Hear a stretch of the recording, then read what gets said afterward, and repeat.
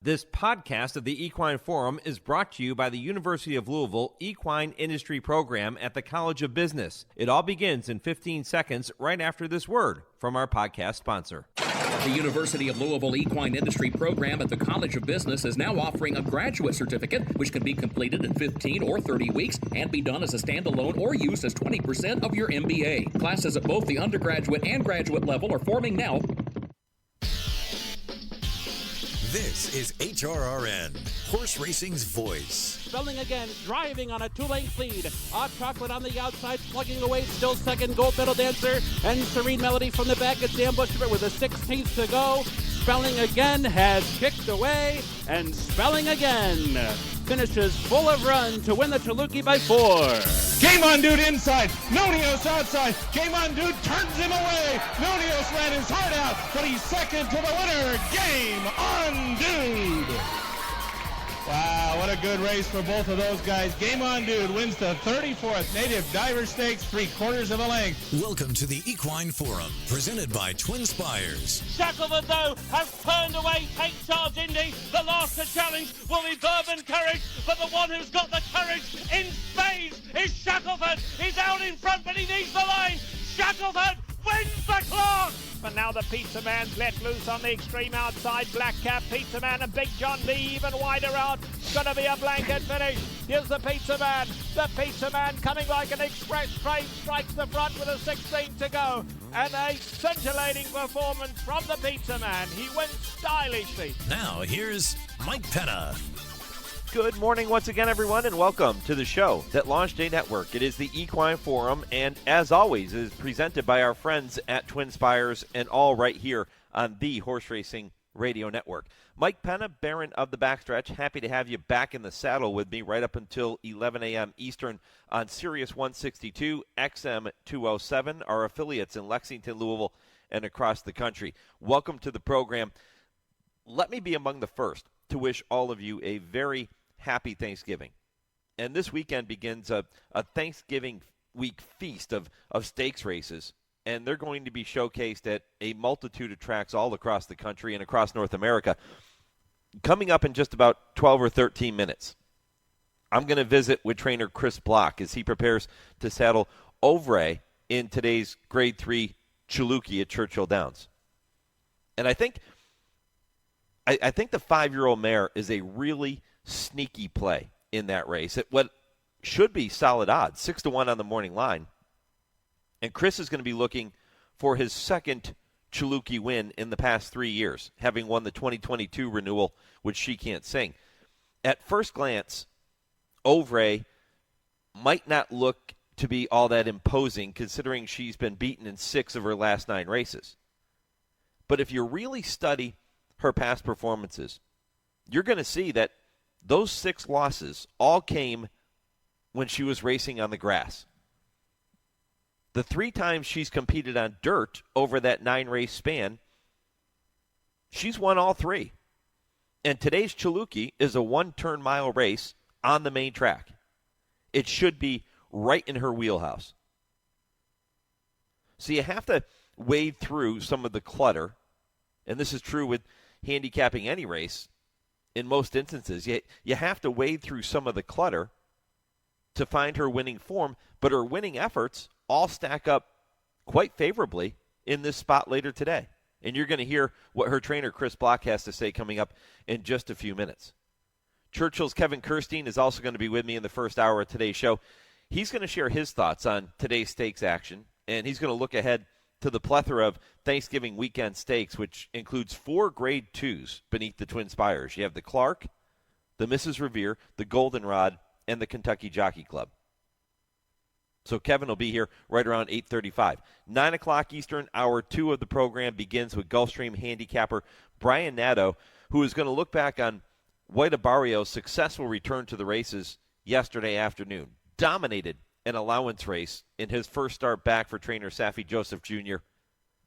Congrats to all of the connections of White Barrio. It's great to see him back on top of his game. He won by, 10 lengths yesterday? Very impressive. He's also going to bring you a preview of today's juvenile sprint stakes, and he's going to look to a couple of 2-year-old stakes coming up later this week. So Brian Nadeau 9 o'clock Eastern. 9:20, trainer Michael McCarthy joins us live from Southern California. He's going to look back on his win in the Bob Hope last weekend with Bullard, who was really impressive. And you can say, okay, the pace was super hot in that race, and it was. They went, 21 and change, 43 and change for the half. And Bullard was sitting at the back of the pack, outrun early, and made that late run. But he's a horse that just looks like he wants to go long, right? He's got that long, flowing stride. Looks to me to be a pretty big horse. And I'll talk to Michael about that win in the Bob Hope for his promising juvenile Bullard at 9:20. Michael's also going to look ahead to his runners in Thursday's Falls City and Cardinal Stakes coming up at Churchill Downs. 9:40, National HBPA CEO Eric Hamelback discusses last Saturday's Claiming Crown, and he gives you an update on what could be a very promising situation developing for racing in Alabama. Yeah, you heard me, Alabama. And Eric's going to give you an update on that coming up in just a little bit. 10 o'clock Eastern, Hour 3 kicks off with James Scully, the TwinSpires Triple Play. James has 3 races for you to keep an eye on later today. Kurt Becker and his Stroll Through Racing History at 10:20, and at 10:30, Dale Roman's Tim Wilkin with I Ask, They Answer. And that's going to be a bit of a different show, but a really fun show. Every single question with Dale and Tim today on I Ask, They Answer is a question that has been submitted by our listeners. Everyone. So essentially, you have put that show together for us today, and we appreciate it. One of the questions comes from Shane in North Carolina, who asks, which horse or horses are you most thankful for having the opportunity to watch over the years? And I like that question so much, I'm not just going to ask Dale and Tim, I'm going to ask you that very same question. With Thanksgiving week upon us, which horse or horses, it can be more than one, are you most thankful for having the opportunity to watch over the years? Maybe it's a current horse, maybe it's a horse from yesteryear. It doesn't matter. Which are you most thankful to have watched? You can go to @HRRN on X. You can go to Horse Racing Radio Network on Facebook. And if you don't do social media, email your response to me, mike@horseracingradio.net, and I'll pass along those results as we move throughout the show this morning. For me, it's an easy one. Holy Bull. Immediately, first answer out of my mouth is going to be Holy Bull. My all-time favorite horse, a horse that I fell in love with watching him early in his career at Monmouth Park. Holy Bull is certainly right up there. How about Excellent Meeting? That's another one for me. Do you remember Excellent Meeting? I don't know how many of you are going to remember her. But unfortunately, she's no longer with us. But the Bob Baffert-trained filly who ran in the 1999 Kentucky Derby, she finished 5th after some trouble in that race. And she was big, imposing, tough. I remember that was the time when I was working for Thoroughbred Times, selling advertising for Thoroughbred Times, and I made a trip to the West Coast. That was my territory. And I flew out to watch her run, I believe it was the Santa Anita Oaks. And there was another filly that was pretty good at that time, Tout Charmant. I believe I'm getting the name right, Tout Charmant. And they had a bit of a rivalry out there. But Excellent Meeting was really, really special. And then I got the opportunity to be around her at the Derby that year in 1999. And just a really cool filly, owned by the Mabies, John Mabie. Golden Eagle. Yeah, so those are my two that come to mind immediately. Easy Goer, another one that I could use if I'm going to answer this poll question here this morning.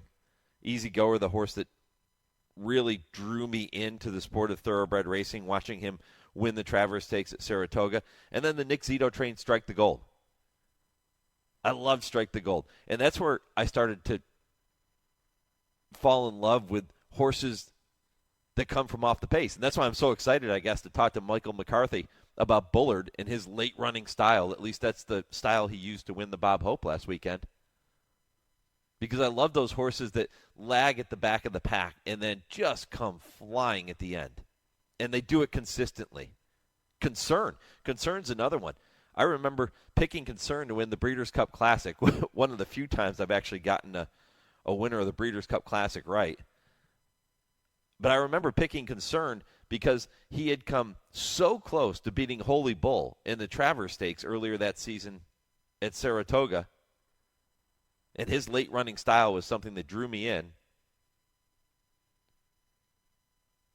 And I figured if any horse, who I thought Holy Bull was one of the great, and I still think one of the greatest horses of all time, I was thinking going into the Breeders' Cup that year, any horse that could be that close to Holy Bull at the finish of a race has to be pretty good. So that was my logic in picking Concern to win the Breeders'. And he did, and Tom Durkin had that call, Concern from out of the clouds. So there are so many horses that have captured. There are others that don't have the big names like that have stuck with me. There was a claiming horse in New York that was running named Red Hot Red, and I don't know why. It was a time when I was in college, and I would skip over to OTB, which was like an hour from where I was going to school, and this Red Hot Red would always be so consistent and a hard-knocking claimer. And he drew me in. My wife and I had a horse that we liked that ran at Rockingham called Mr. Sneak-a-Snack when Rockingham was still the thing in New Hampshire. So those are horses. I'm thankful for those horses, and I remember those horses even to this day. So I want to hear from you. Which horse or horses are you most thankful for having the opportunity to watch over the years? Let me know. Mike at horseracingradio.net or at HRN on X/Twitter and Horse Racing Radio Network on Facebook. Also, a little bit of a technical programming note here. Several of you have reached out to us over the past couple of days. We are experiencing some technical difficulties now with our horseracingradio.net website. So if you're going there, you're not going to get to it. But in the meantime, if you're listening to us on SiriusXM, you can stream us all the time on the SiriusXM app, channel 999. And all of our podcasts, by the way, you don't have to miss out on those. All of our podcasts are still available for you on your favorite podcast platform, including our Podbean page, Apple Podcasts, Spotify, however you get your podcasts. Those will not be interrupted in any way. So you can listen to every show there. And again, stream us. If you have SiriusXM, you can stream us on the SiriusXM app, channel 999. Of course, tune in right here on the SiriusXM channels and on our affiliates in Lexington, Louisville, and across the country. All right, lots to get to on the show here this morning. We kick it off next with Chris Block, who will join me to talk about the Chilukki and to look back on his win several years ago in the Clark, with the Clark coming up this week. I thought that would be cool to look back on his win in the Clark. We'll do that next. This is the Equine Forum, presented by TwinSpires on HRRN, Horse Racing's voice. Race the TwinSpires, where you can unlock a $25 risk-free bet. Just use the code HRRN25 when you sign up. And if your first bet doesn't win, TwinSpires will refund your account up to $25. Wagering on the app is fast with free past performances, insider picks, and power plays every day you wager. TwinSpires. Download the app today to earn your $25 risk-free bet. Void where prohibited. For terms and conditions, visit TwinSpires.com. Must be 18 or older, 21 and older where applicable. For help with a gambling problem, call 1-800-GAMBLER. The 26-day fall meet at Churchill Downs is off and running with live racing Wednesday through Sunday now until December 1st. With 16 stakes on tap worth $5 million in purses, including the Grade 2 $600,000 Clark Stakes on November 29th. The road to the Kentucky Derby will continue at Churchill Downs on November 30th with the Grade 2 Kentucky Jockey Club on the Stars of Tomorrow program featuring all 2-year-old races. With purses powered by the Kentucky Thoroughbred Development Fund, you will not want to miss the fall meet at Churchill Downs. Tickets for the fall meet are on sale at churchilldowns.com. They're off in the Kentucky Derby. His sire is one of the most exciting young stallions in the world. His dam has become one of the most important brood mares in the industry. And on the first Saturday in May, his genetic brilliance shined brightest on racing's biggest stage. They come into the final 16, and it is going to be Mage to win the Kentucky Derby. Mage, standing at Airdrie Stud. Think about it.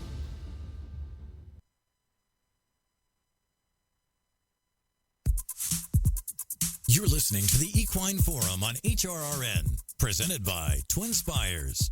Giant Oak angles to the outside. Win Willie is next, followed by Brass Hat and Stately Victor very deep out on the track. They come to the top of the lane in the Clark handicap. Regal Ransom taken on by Duke of Mischief. Here's Demarcation and Dubious Mist to the outside. Successful Dan is looking for racing room. Demarcation went right across rivals. Badly hampered Dubious Mist. Now Successful Dan is bursting through on the outside. Giant Oak. It's Successful Dan and Giant Oak. These two duel inside the 16th and racing to the line. Successful Dan on the inside, Giant Oak on the outside. Successful Dan and Giant Oak in a head-bobbing, thrilling finish to the Clark handicap.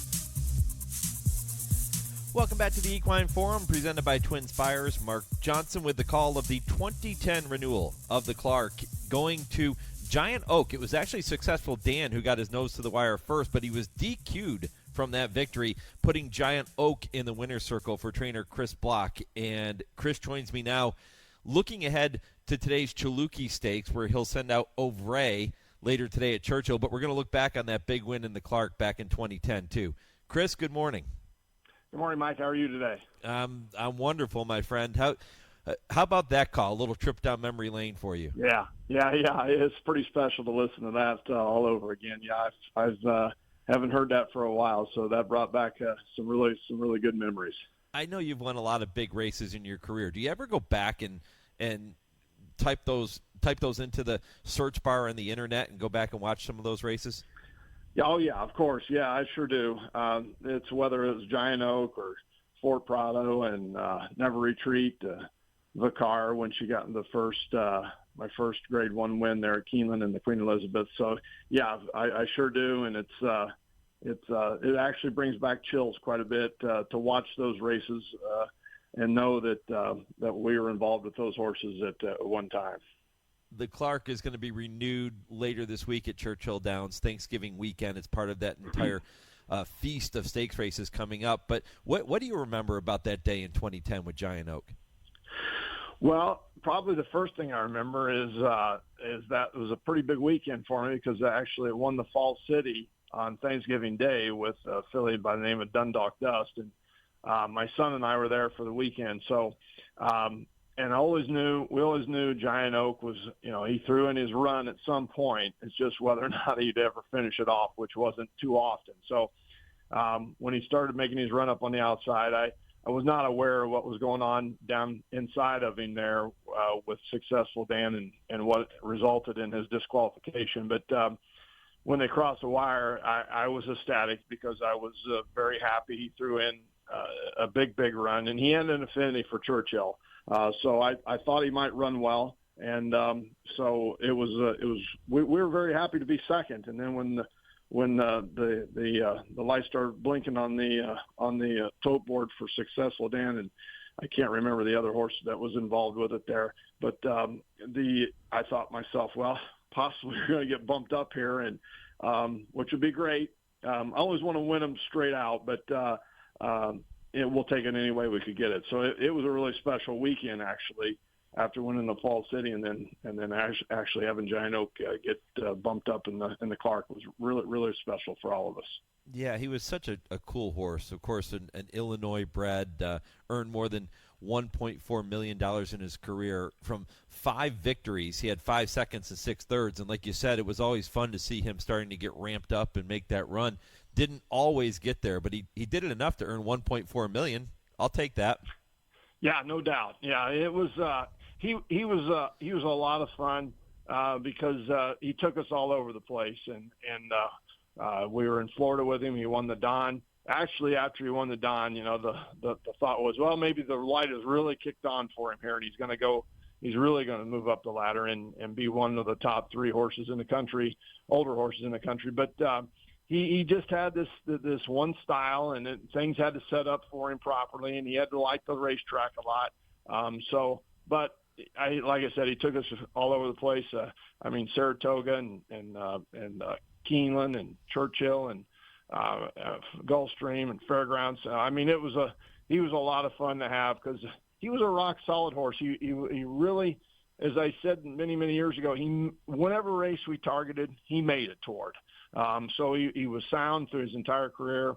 And it's just unfortunate we were heading to the Clark again when there was a training accident in Chicago one morning. He was actually took him out late every day, and a horse on the ends. He was galloping down the lane, and a horse on the outside rail bolted all the way to the inside and just nailed him right on his hip, and he never recovered from that. So then that's when he started his career as a stallion. But a lot of fun, took us a lot of places, and one we'll never forget.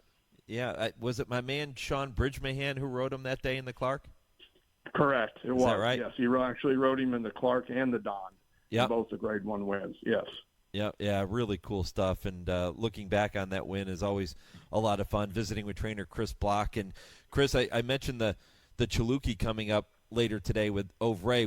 We'll get to Ovray in a minute, but this is a race that you've had success in as well. You won this race 2 years ago with She Can't Sing. So look back on that win. Well, She Can't Sing was one of my favorite of all time. She started her career off kind of slow and then built into it as the older she got. And we targeted the Chilukki probably around midsummer. She like Giant Oak, she had an affinity for the surface there at Churchill. So I thought this might be a race that maybe we could get her a graded win in. And she came into the race just so good at the top of her game. I was expecting a really big effort, and Brian Hernandez did a really good job that day. There wasn't a ton of pace on, and he just let her go on up there and do her thing. And she got her confidence built up going to that far turn, and was really, really strong through the stretch. And that was that's actually, I don't know why, but that race sticks into my mind really strong because I was there with my wife and my daughter at that time, and we were having a lot of fun down the lane watching her come through the stretch and without any pressure from anybody coming from behind. So it was an enjoyable win, and again, one of those that you put in your mind that you never forget, and look back and watch the replays quite a bit of. Yeah, one of many stakes winners that you've had come through your program. She Can't Sing, Giant Oak, Never Retreat. You mentioned Vicari as well. There have been some really good ones. When you have a horse of that caliber, Chris, do they just show you something, I don't know, something intangible that they possess other than just raw talent? Well, I would say it's the heart and desire.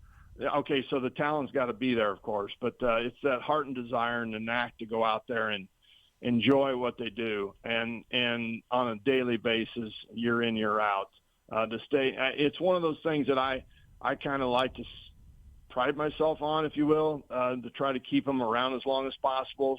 So, I try to space the races properly, give a rest when it's necessary.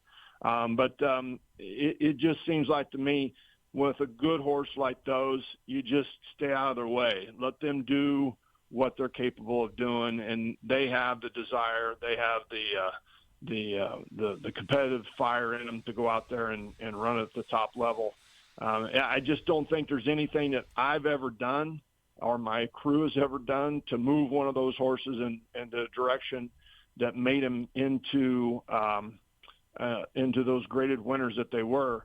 And I just think that it's something that if you use good common sense and good horsemanship, let the horse do what they're capable of doing, it seems to work out well. How about Ovray in the Chilukki this afternoon, a daughter of Shackelford, who won the Clark in 2012, of course, the Preakness winner too. Tell me more about Ovray and what you see from her.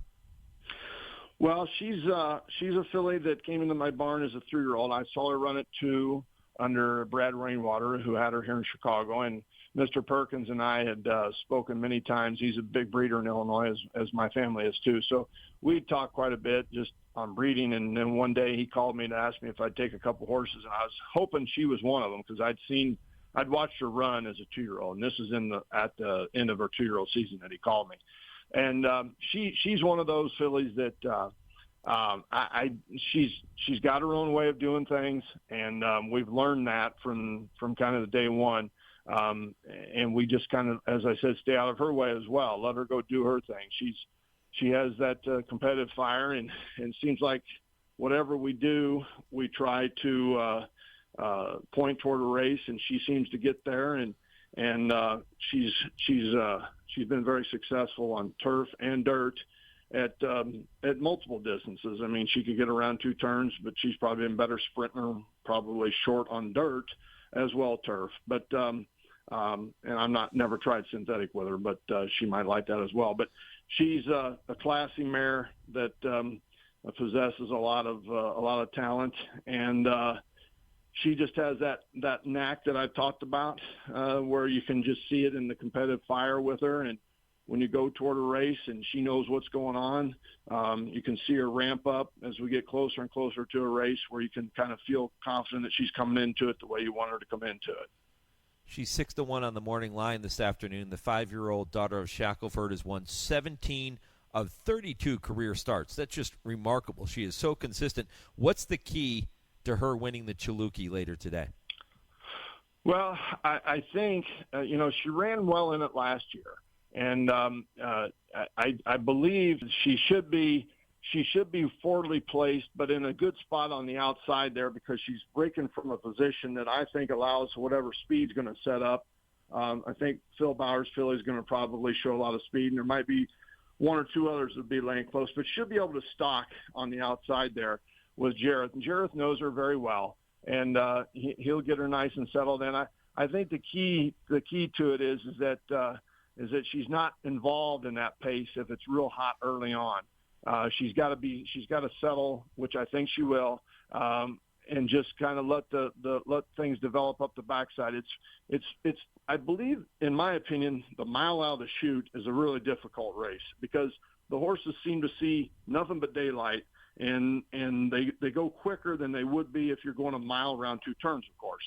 So I believe that first quarter and half fraction are very important, and I don't want her going too quick early, and then I think she can ramp up between the 3/8 and the quarter pole to make a run coming to the top of the stretch.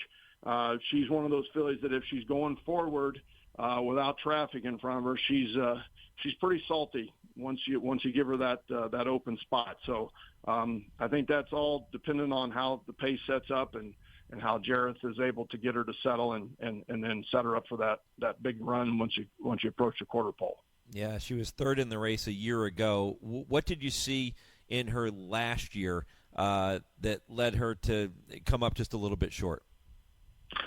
Well, she should have been 2nd, actually. And she last fall at Kentucky Downs and then at Keeneland, for some reason, with inside the last 1/8 of a mile, she would drift really, really, really badly. And she did the same thing in the Chilukki. I believe she would have been an easy 2nd to Halt and Sultry. Yeah. But she drifted really bad, and Bill Mott's filly came and just nipped her at the wire for 2nd.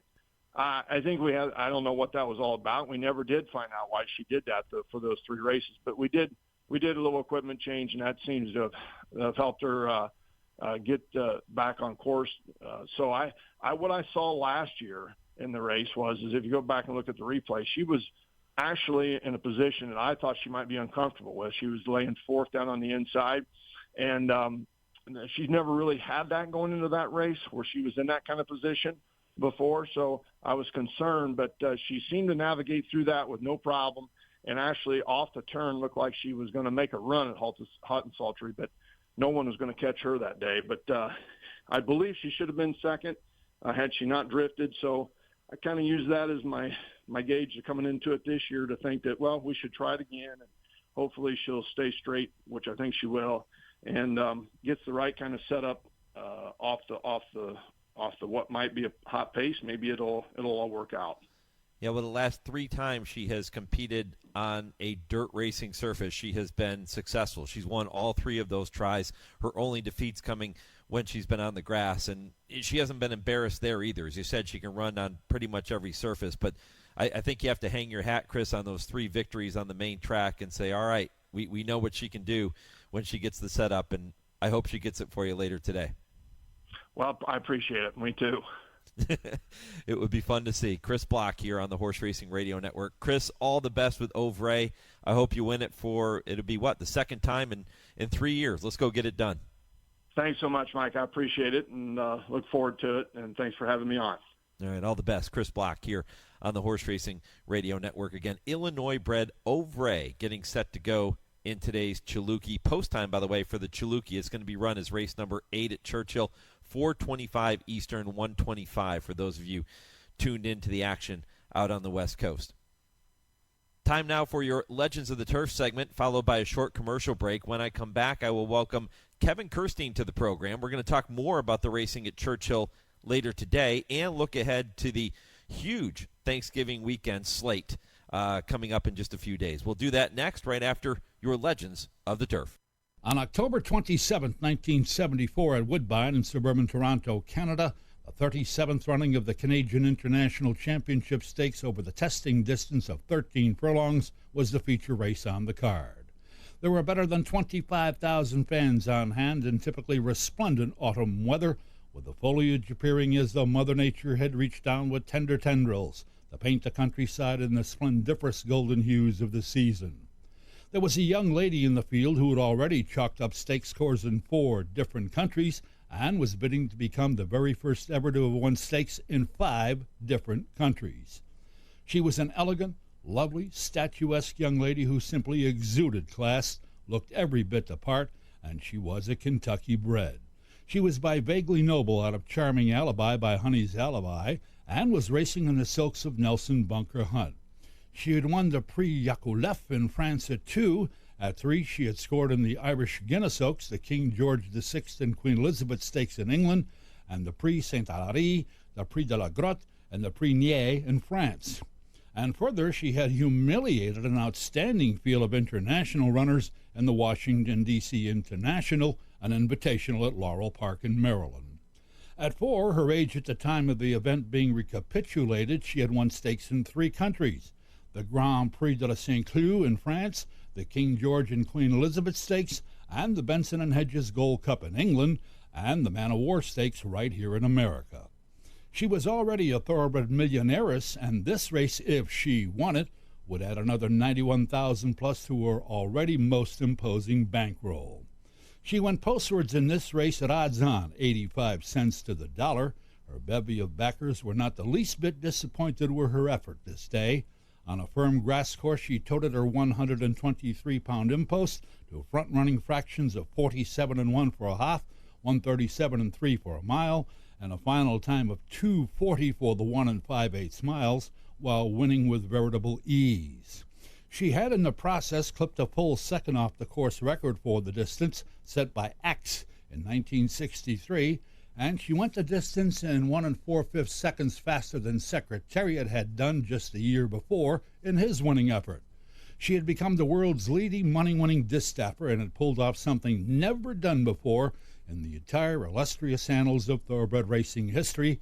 She won stakes races in 5 different countries: England, Ireland, France, America, and now Canada. She did have a nemesis, a la Noor de Citation, or affirmed to Aladar. That horse was named Ale France. The latter defeated our subject for this piece on all 6 occasions when they met over 3 racing seasons. Her lifetime statistics: 12 wins and 23 trips to the post, with composite earnings of better than $1,200,000. This classy lassie who personified elegance, grace, poise, and stature on the racetrack, who firmly planted her hoof marks in the pages of chronicled racing history with capital letters, and capped off a marvelous career with that win at Woodbine, October 27, 1974, was the great Dahlia. This is HRRN, horse racing's voice. Race to TwinSpires, where you can unlock a $25 risk-free bet. Just use the code HRRN25 when you sign up. And if your first bet doesn't win, TwinSpires will refund your account up to $25. Wagering on the app is fast with free past performances, insider picks, and power plays every day you wager. TwinSpires. Download the app today to earn your $25 risk-free bet. Void where prohibited. For terms and conditions, visit TwinSpires.com. Must be 18 or older, 21 and older where applicable. For help with a gambling problem, call 1-800-GAMBLER. A two-time Grade 1 winner at Saratoga with nearly $2.5 million in earnings, and one of the best sons of super sire Gunrunner. And it is Gunite, and he's going to win the 117th running of the hopeful. Gunite is maintaining the lead, and he will defeat Elite Power in the Forgo. Gunite posted 9 triple-digit buyers, won 9 races, and hit the board in 19 of 21 starts. Precocious, fast, durable, and tough. Call the team at Ashford today to book your mare. They're back! The world's best horses, jockeys, and trainers have returned to Hallandale Beach, and the championship meet is on at Gulfstream Park. The action begins November 28th with live thoroughbred racing Thursday through Sunday. Take in the action trackside with a craft cocktail at the Carousel Club, or head upstairs to a private suite or 10 Palms restaurant. For stake schedules, tickets, and more, head to GulfstreamPark.com. You're listening to the Equine Forum on HRRN, presented by TwinSpires. And Shackelford is still in hand around the outside. Take Charge Indy is now in second and taking dead aim at Shackelford, but Shackelford has the lead into the lane. Take Charge Indy now in second. On the inside is Luna Victory. Then down the outside, staying on his Bourbon Carriage. Shackelford, though, has turned away Take Charge Indy. The last to challenge will be Bourbon Courage, but the one who's got the courage in spades is Shackelford. He's out in front, but he needs the line. Shackelford wins the clock. Shackelford goes into retirement with a brilliant, emphatic front-running victory in the 138th running of the Clark Handicap. That's the way it sounded at Churchill Downs 12 years ago. Mark Johnson with the call. Shackelford in his final career start, winning the Clark, trained by our very own Dale Romans, who you'll hear with Tim Wilkin coming up in the final segment of the show. I ask, they answer. That's 10:30 Eastern. Stay tuned for that. I'm sure there will be a Shackelford mention or two during that segment as we look ahead to this year's Clark coming up later this week on Thanksgiving weekend. And it really, that feast of stakes races begins today. You have an 11-race program at Churchill this afternoon and a couple of graded stakes races just to kind of whet your appetite as you get ready for the big week ahead. And Kevin Kerstein joins me now live from Churchill. Kevin, good morning. Good morning, Mike. Thanks for having me. I usually get fired up when I hear your voice every time I get on the show, but hearing that Shackelford-Clark call just takes us to a new level. Yeah, man.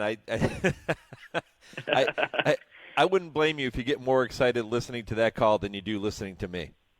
I just love Shackelford. What a cool horse, and what a cool way to go out on top like that when he won the Clark here. So, yeah, that brings back some fun memories here at Churchill Downs, and we'll have a fun edition of the Clark this year, but I've got to say that Shackelford-Clark was one of my favorites of all time. The one that I just talked about in the previous segment with Chris Block, Giant Oak winning via disqualification when Successful Dan was taken down. Some cool stories there from Chris Block surrounding that race and what it meant to him and to his family. Yeah, I mean, just there's so many memories and significant moments that occur and are created during races like the Clark. And people will think, okay, the Breeders' Cup's over, racing's done for the year. Not the case. This is a huge week coming up at Churchill. Yeah, it absolutely is. And, you mentioned today on the card with, 2 stakes to sort of kick off the stakes brigade. But next week, Thanksgiving week at Churchill Downs, it'll be full field, some very competitive racing. We kick things off, Wednesday next week with obviously, the highly regarded Barnes for Bob Baffert, who's shipping into Churchill Downs, and Thursday for Thanksgiving Day. The Fall City is sort of the centerpiece of all the action on the Thanksgiving Day program here at Churchill Downs, where Musical Mischief will take on Tarifa. Friday is the Clark program along with the Mrs. Revere. Saturday, Stars of Tomorrow, all 2-year-olds all day long. They're drawing for that card this morning. There'll be 12 races for the 2-year-olds, including 4 stakes events. The Kentucky Jockey Club will highlight the program on that card. And then Sunday we close things out for the fall meet with the first running of the Cherokee Mile. So lots of stakes action here, Mike, and really looking forward to especially this year's Clark. Michael McCarthy is going to join me right around 9:20 Eastern time. He's in Southern California, but he's going to look ahead to his runners in the Fall City and the Cardinal. And then the Clark, he's going to send out Paroli in the Clark coming up on on November 29th. So to look ahead to the Clark. Let's start there. We'll kind of work our way back. Tell me what folks can expect with this year's Clark. As we've sort of seen in more recent years, right, with the sort of spacing between the races, not totally abnormal not to see any Breeders' Cup Classic horses try to wheel back in the Clark, but the Clark has proven that, it might give some horses, some up-and-comers, some 3-year-olds an opportunity to, test the graded stakes company, and then maybe go into bigger spots like the Pegasus over the wintertime and vault their next year's campaign. Most Wanted is a very intriguing 3-year-old that's entered in this race. He's one of 2 horses in the Brad Cox barn, who's an undefeated 3-year-old. Most Wanted is for Gary and Mary West, a homebred by Candy Ride. Won the Oklahoma Derby last time, won the Ellis Park Derby. He's just been on the rise in the class ladder. I'm very excited to see him in this year's Clark, but he might not go favored in here because his stablemate breaking to the outside of him is Hit Show, who is very accomplished in his own right. He's 7 of 14 lifetime. He's earned $1.2 million, almost $1.3 million. Won the Fayette last time out, won the Lucas Classic. He's on a win streak. He was a private purchase for Wassenaar Racing. And so he's one of those that, maybe hasn't risen to the ranks of quite the top echelon Breeders' Cup Classic horses that we saw a couple of weeks ago. But that's not to say when he turns 5 next year that he might not be able to compete with them, because he's been very accomplished in his own right, and he sort of found his mark in these grade 3, grade 2 ranks. So a field of 10 is signed on overall, Mike, and those 2 for Brad Cox I think will take a lot of attention. Rattle and Roll is also in here, making his second start of the year. He was on the also eligibles for the Breeders' Cup Classic. He's been training great at Churchill Downs. Looked great when he shipped out to Del Mar, and then unfortunately didn't make it in the race. He's in here in the Clark. You have Red Route 1 for Steve Asmussen, who's 5 of 21 lifetime, earns $1 million. So, a very solid field in here, but Most Wanted and Hit Show will probably take the most action.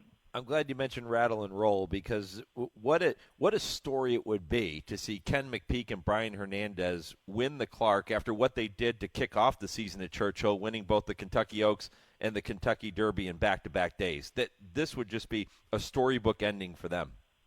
It absolutely would be. And this horse, too, has, made his first start from the 2023 Lucas Classic and this year's Lucas Classic. Finished 3rd that day to Hit Show and Cook Creek, who are both in this race. So you would have to think he's going to move forward, making his second start in a year. So it'll be very interesting to see if, he's sort of up to the task, but he's trained great. And, speaking of Kenny and Brian, they're Longines Kentucky Oaks winner and one of the favorites for this year's Horse of the Year, Torpedo Anna, will be parading at Churchill Downs on Friday, so fans will be able to get a glimpse of her. Kenny has been kind enough to bring her from the farm over here to Churchill Downs to parade in front of the fans. He's been, such a great ambassador for the sport with this filly, and it'll be exciting to see her on Friday. I think now, originally he was scheduled to bring her over with the field for race 7. I think he's switched it now to race number 9. So race number 9 on Friday's card, fans will get a glimpse of Torpedo Anna. I love that so many racetracks have switched to putting the entries out there much, much earlier, giving horse players plenty of time to pour over the past performances. And we're going to encourage people to head over to brisnet.com to download the past performances for Friday's Clark Stakes card. They're already up there, and that's how Kevin knows every horse that's going to be in there, because those entries are already out. The past performances are out. You can go to brisnet.com and download your copy now and start handicapping for Friday's big day. But it's a huge Thanksgiving Day program, Thanksgiving weekend program, Thursday, Friday, Saturday. Kevin, you touched on a couple of the other races that we're going to see. Who are a couple of the other horses that you're going to have your eye on, or that you're most looking forward to seeing over those 3 days? I'm really looking forward to seeing on Thanksgiving Day the matchup of Musical Mischief and Tarifa, because I think these 2 fillies are, very accomplished in their own rights. And Musical Mischief is another one that I mentioned, with Hit Show being a private purchase for Wathnon. She was a private purchase as well after she won the Fasig-Tipton the Fasig-Tipton Locust Grove last time out, and she was very impressive winning that day. She won by 3 1/4 lengths. The figure didn't come back all that fast, but visually she was very impressive. And then Tarifa, who has danced a lot of dances in her own right for the Brad Cox camp, and she sort of broke through last time winning the Mother Goose at Aqueduct, and so maybe that confidence is what she needs to vault her game to a new level. She's testing older horses for the first time, being a 3-year-old. So I think these two are going to be a very exciting matchup. That'll go on race 9 on the Thanksgiving card, and being Thanksgiving Day here at Churchill Downs, we'll have an early post time on Thanksgiving Day of 11:30. So that race will go just past 3:15 Eastern time on Thanksgiving Day. Kevin Kerstein joining me live from Churchill this morning. I mentioned that today's program is certainly something you want to keep an eye on, too. There are 11 races set to be contested beneath the TwinSpires this afternoon. First post is 1 p.m. Eastern, and race number 8 is the first of 2 graded stakes races, the Grade 3 Chilukki. You heard me talk about this race in the first segment with Chris Block because he has Ovray going in here at odds of 6-1. I think she's a sneaky play considering the fact that she's been so good when she's competed on dirt over the course of her last 9 races. Kevin, what do you think? Is it Ovray to pull off an upset? Do you agree with me? She does have those sneaky races to make her competitive in here, Mike. And, I think this race, obviously, you have to start off with Too Sharp. So Too Sharp is a very nice filly for Rigney Racing and Phil Bauer. She's been working, actually, with Jonathan's Way, who we'll see in the Kentucky Jockey Club on Saturday. So you get an early preview of maybe what's to come with Jonathan's Way. But she won an allowance event last time at Keeneland by 6 1/4 lengths and earned a very fast speed figure, no matter what speed figures you're looking at. So, the race runs through her, but, it'll be exciting to see a horse like Ouvray for Chris Block, who has been training here locally at Churchill Downs, has looked fine in the mornings. She looks, her last work, she really didn't do a whole lot, but her work 2 works back, I thought was more visually impressive, and she definitely fits on the dirt. And then you also have Taxt in this race as well, who's cutting back to 1 turn and sort of, going back and forth between 1 turn and 2 turns. Is she better at, going the 1 turn distance? And so I think she's better at 1 turn, and she'll have to prove it today, too. She's breaking from the 3 hole. She's 4-1 on the morning line. So I would say any one of those 3 fillies have a big shot in this race.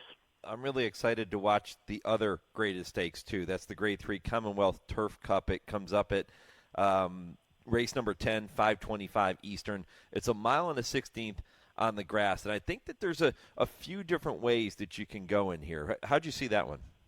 Yeah, this is, between this race and the Mrs. Revere, it's sort of the last opportunity for these 3-year-olds to run against their age group because, they'll be going against older horses for the first time. And you see some horses that are some up-and-comers that are, testing the waters in graded stakes company. The Bryan Station, obviously, is a key race to look at for several of these runners in here between Hershey, Lagnos.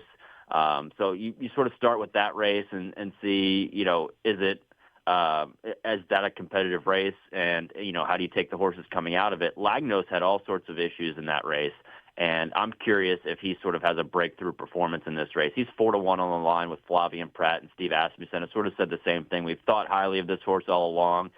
The last 2 races he's experienced some traffic troubles, and we're hoping that he finally has a breakthrough effort. And you go back to the Hall of Fame stakes 3 starts ago when he finished second behind Neat. I thought that was a very game effort. And he tried very hard that day, but just was sort of second best. And I think he's one to definitely keep an eye on it in that race. And we haven't run this race, the Commonwealth Turf, since 2019 between, COVID in 2020 and the turf course issues here at Churchill Downs. So it'll be exciting to have the Commonwealth back here on a firm turf course this afternoon at Churchill. Yep, going to be a fantastic day. I'm sure there are plenty of festivities planned, not just today, but throughout the week as we head into Thanksgiving and the big races that Kevin previewed earlier in this conversation. Kevin, I threw out a poll question this morning to our listeners, and some of the answers we're getting are fantastic. And this comes from a listener, Shane in North Carolina, who presented a question for Dale and Tim on I Ask They Answer later this morning. And Shane asks, which horse or horses are you most thankful to have watched over the years? So do you have 1 or 2 that come to mind that stick out to you? Wow. What a loaded question that is. Man, if I had to say one, the one that I think that I'll remember the most, say 20 years from now, is Enable when she ran here in the Breeders' Cup. just the whole experience around her when she shipped into the track and seeing her go through her training here and obviously that memorable performance on the middle of the turf course. I think that's going to be the one that I'm most thankful that I was able to witness here. Between the Triple Crown winners, every Derby is a memorable Derby. Some are more memorable than others, but if I had to pinpoint one horse, it would be her. And there's one other horse that I'm always going back and being thankful for, and it's a horse named We Met, who was trained by Greg Foley. And this horse ran here on a Breeders' Cup night at Churchill Downs, and Breeders' Cup was out in California. And my dad came out to the track here with us, and he's sort of a horse racing fan, but he's from Pennsylvania, so he doesn't really experience horse racing like we do here in Kentucky. And he came out and was able to get his picture made in the winner's circle. He was battling some health issues at the time.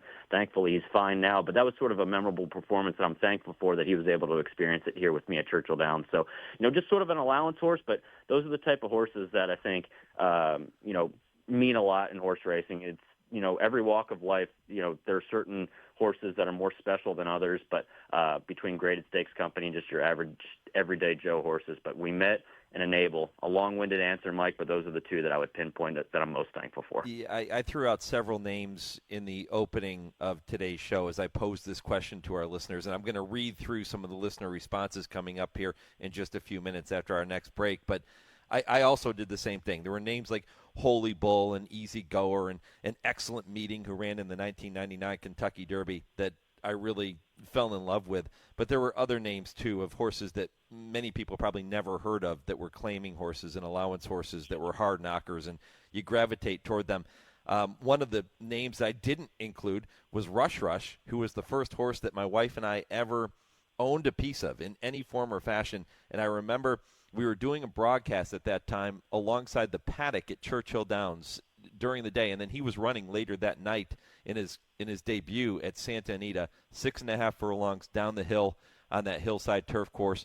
And I remember looking at the past performances thinking, okay, he has a shot. I think he was 12-1 on the morning line.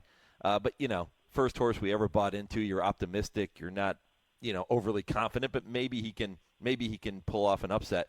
And Kevin, he came flying that night from back of the pack, and I was talking about earlier how much I love closers. He came flying, ran by everybody, and he got up to win that race. First horse we ever owned, his first race, and he does it in dramatic fashion. We were having a party at our house in Lexington, and the place just erupted. Just such a cool horse, and that's a moment that I'm very thankful to have had.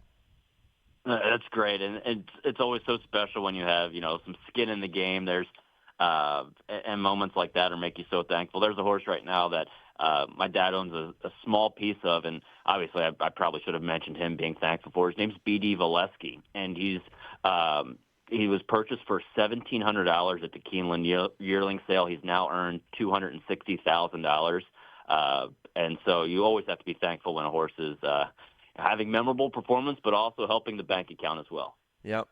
There, that doesn't hurt either. Absolutely. No, it doesn't. And again, there are several responses we're getting from listeners. I'm going to try and get to some of those coming up in the next segment and then throughout the program. And a few of those apply to horses that have run at Churchill Downs and experiences that people have had alongside their friends and family while attending those races. So I'll get to those coming up in just a few minutes. But Kevin, really appreciate the visit as always. Happy Thanksgiving to you and to your family and to everyone in the Churchill Downs family as well. Please say hello to everyone for me. I sure will. Happy Thanksgiving to all of you as well. And Mike, hopefully the horse named Yinzer can maybe pull an upset here for you, Mr. Pittsburgh. Yeah, going to have to do that because I'm still licking my wounds from the other night. Oh, yeah, that was rough.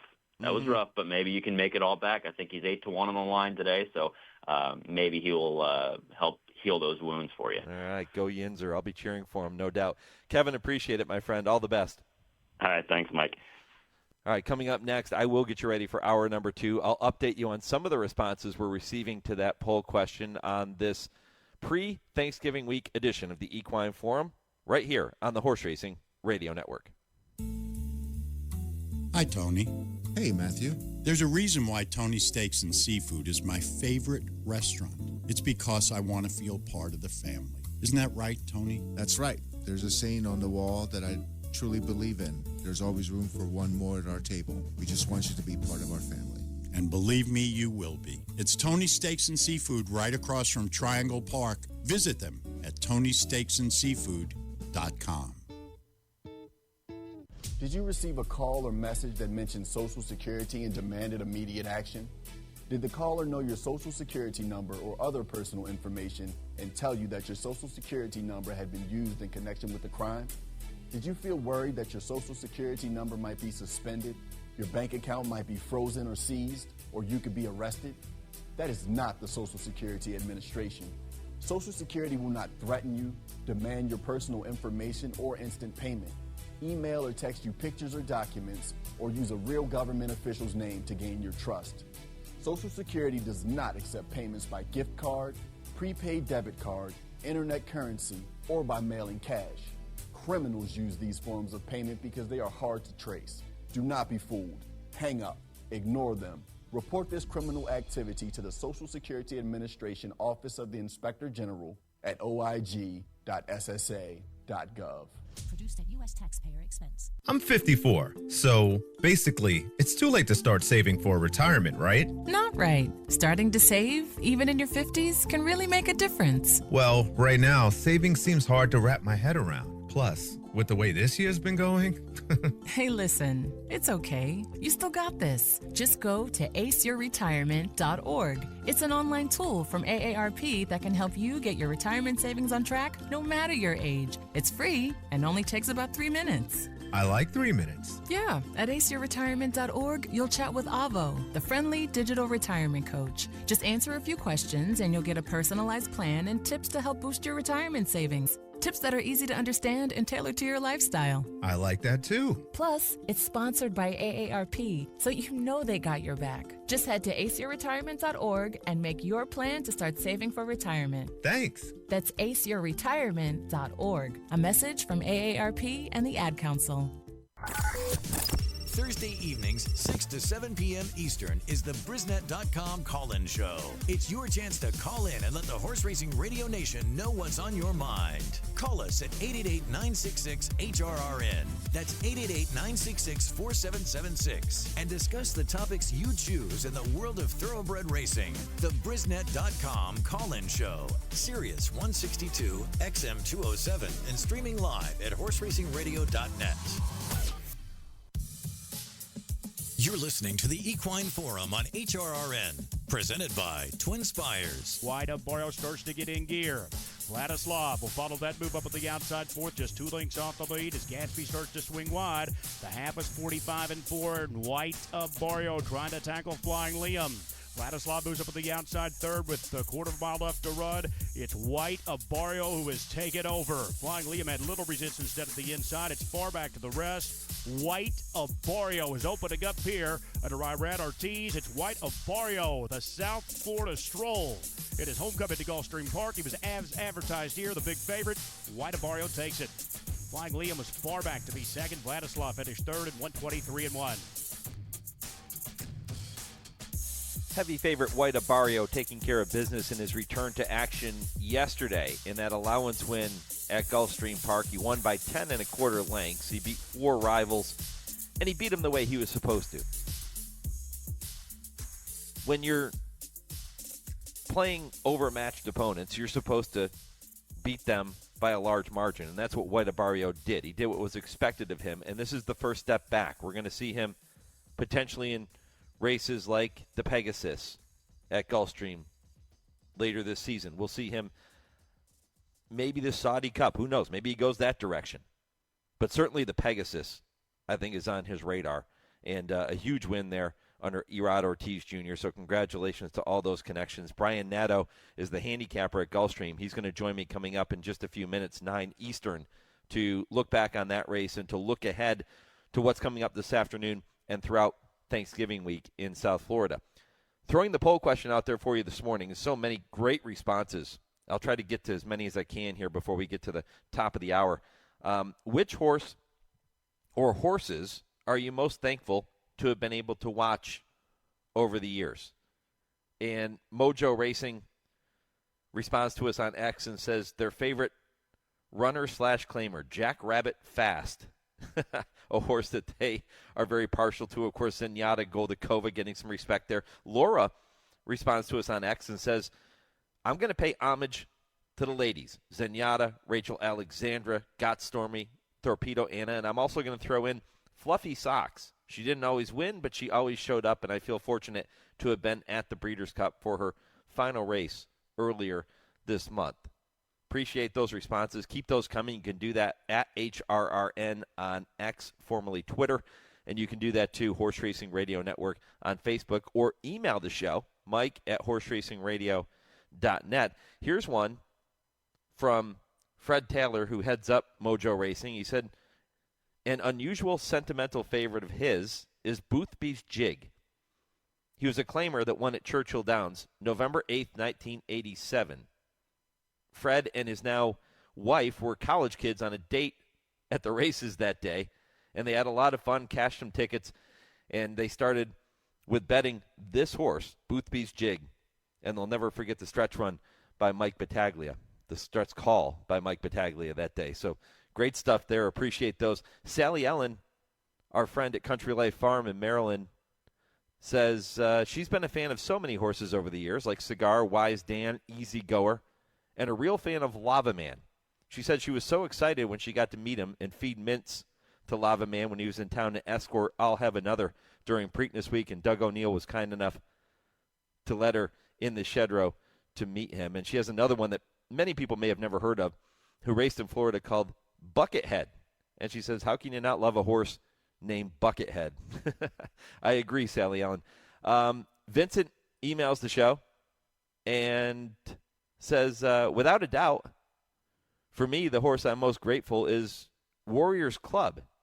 And I believe this one comes from Bart. My mistake. Bart, he says, I was in an ownership group with 200 of his closest friends, and Warriors Club won races all over the place, from Churchill, Keeneland, Saratoga, and he won a lottery among owners and got a paddock pass to be there at the Breeders' Cup when he was saddled by the coach, D. Wayne Lucas, at Churchill Downs. Good stuff, Bart. Appreciate that.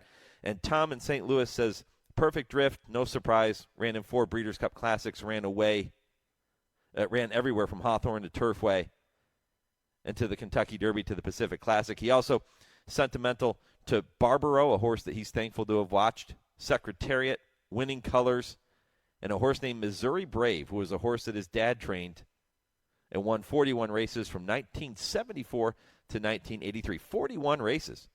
Incredible, Tom. Appreciate it. You can keep those responses coming, again, on our social media pages, or email the show, mike@horseracingradio.net. Sticking with the Thanksgiving theme, let us know the horse or horses that have really captured you over the years that you are most thankful to have had the opportunity to watch. All right, coming up next, we head to South Florida. Brian Nadeau is standing by. We'll get to him. We'll talk about White Barrio, and we'll look ahead to what's coming up this week at Gulfstream Park. I'm back with Hour 2 right after this 10-second pause for station identification. This is the Horse Racing Radio Network, where racing comes to talk.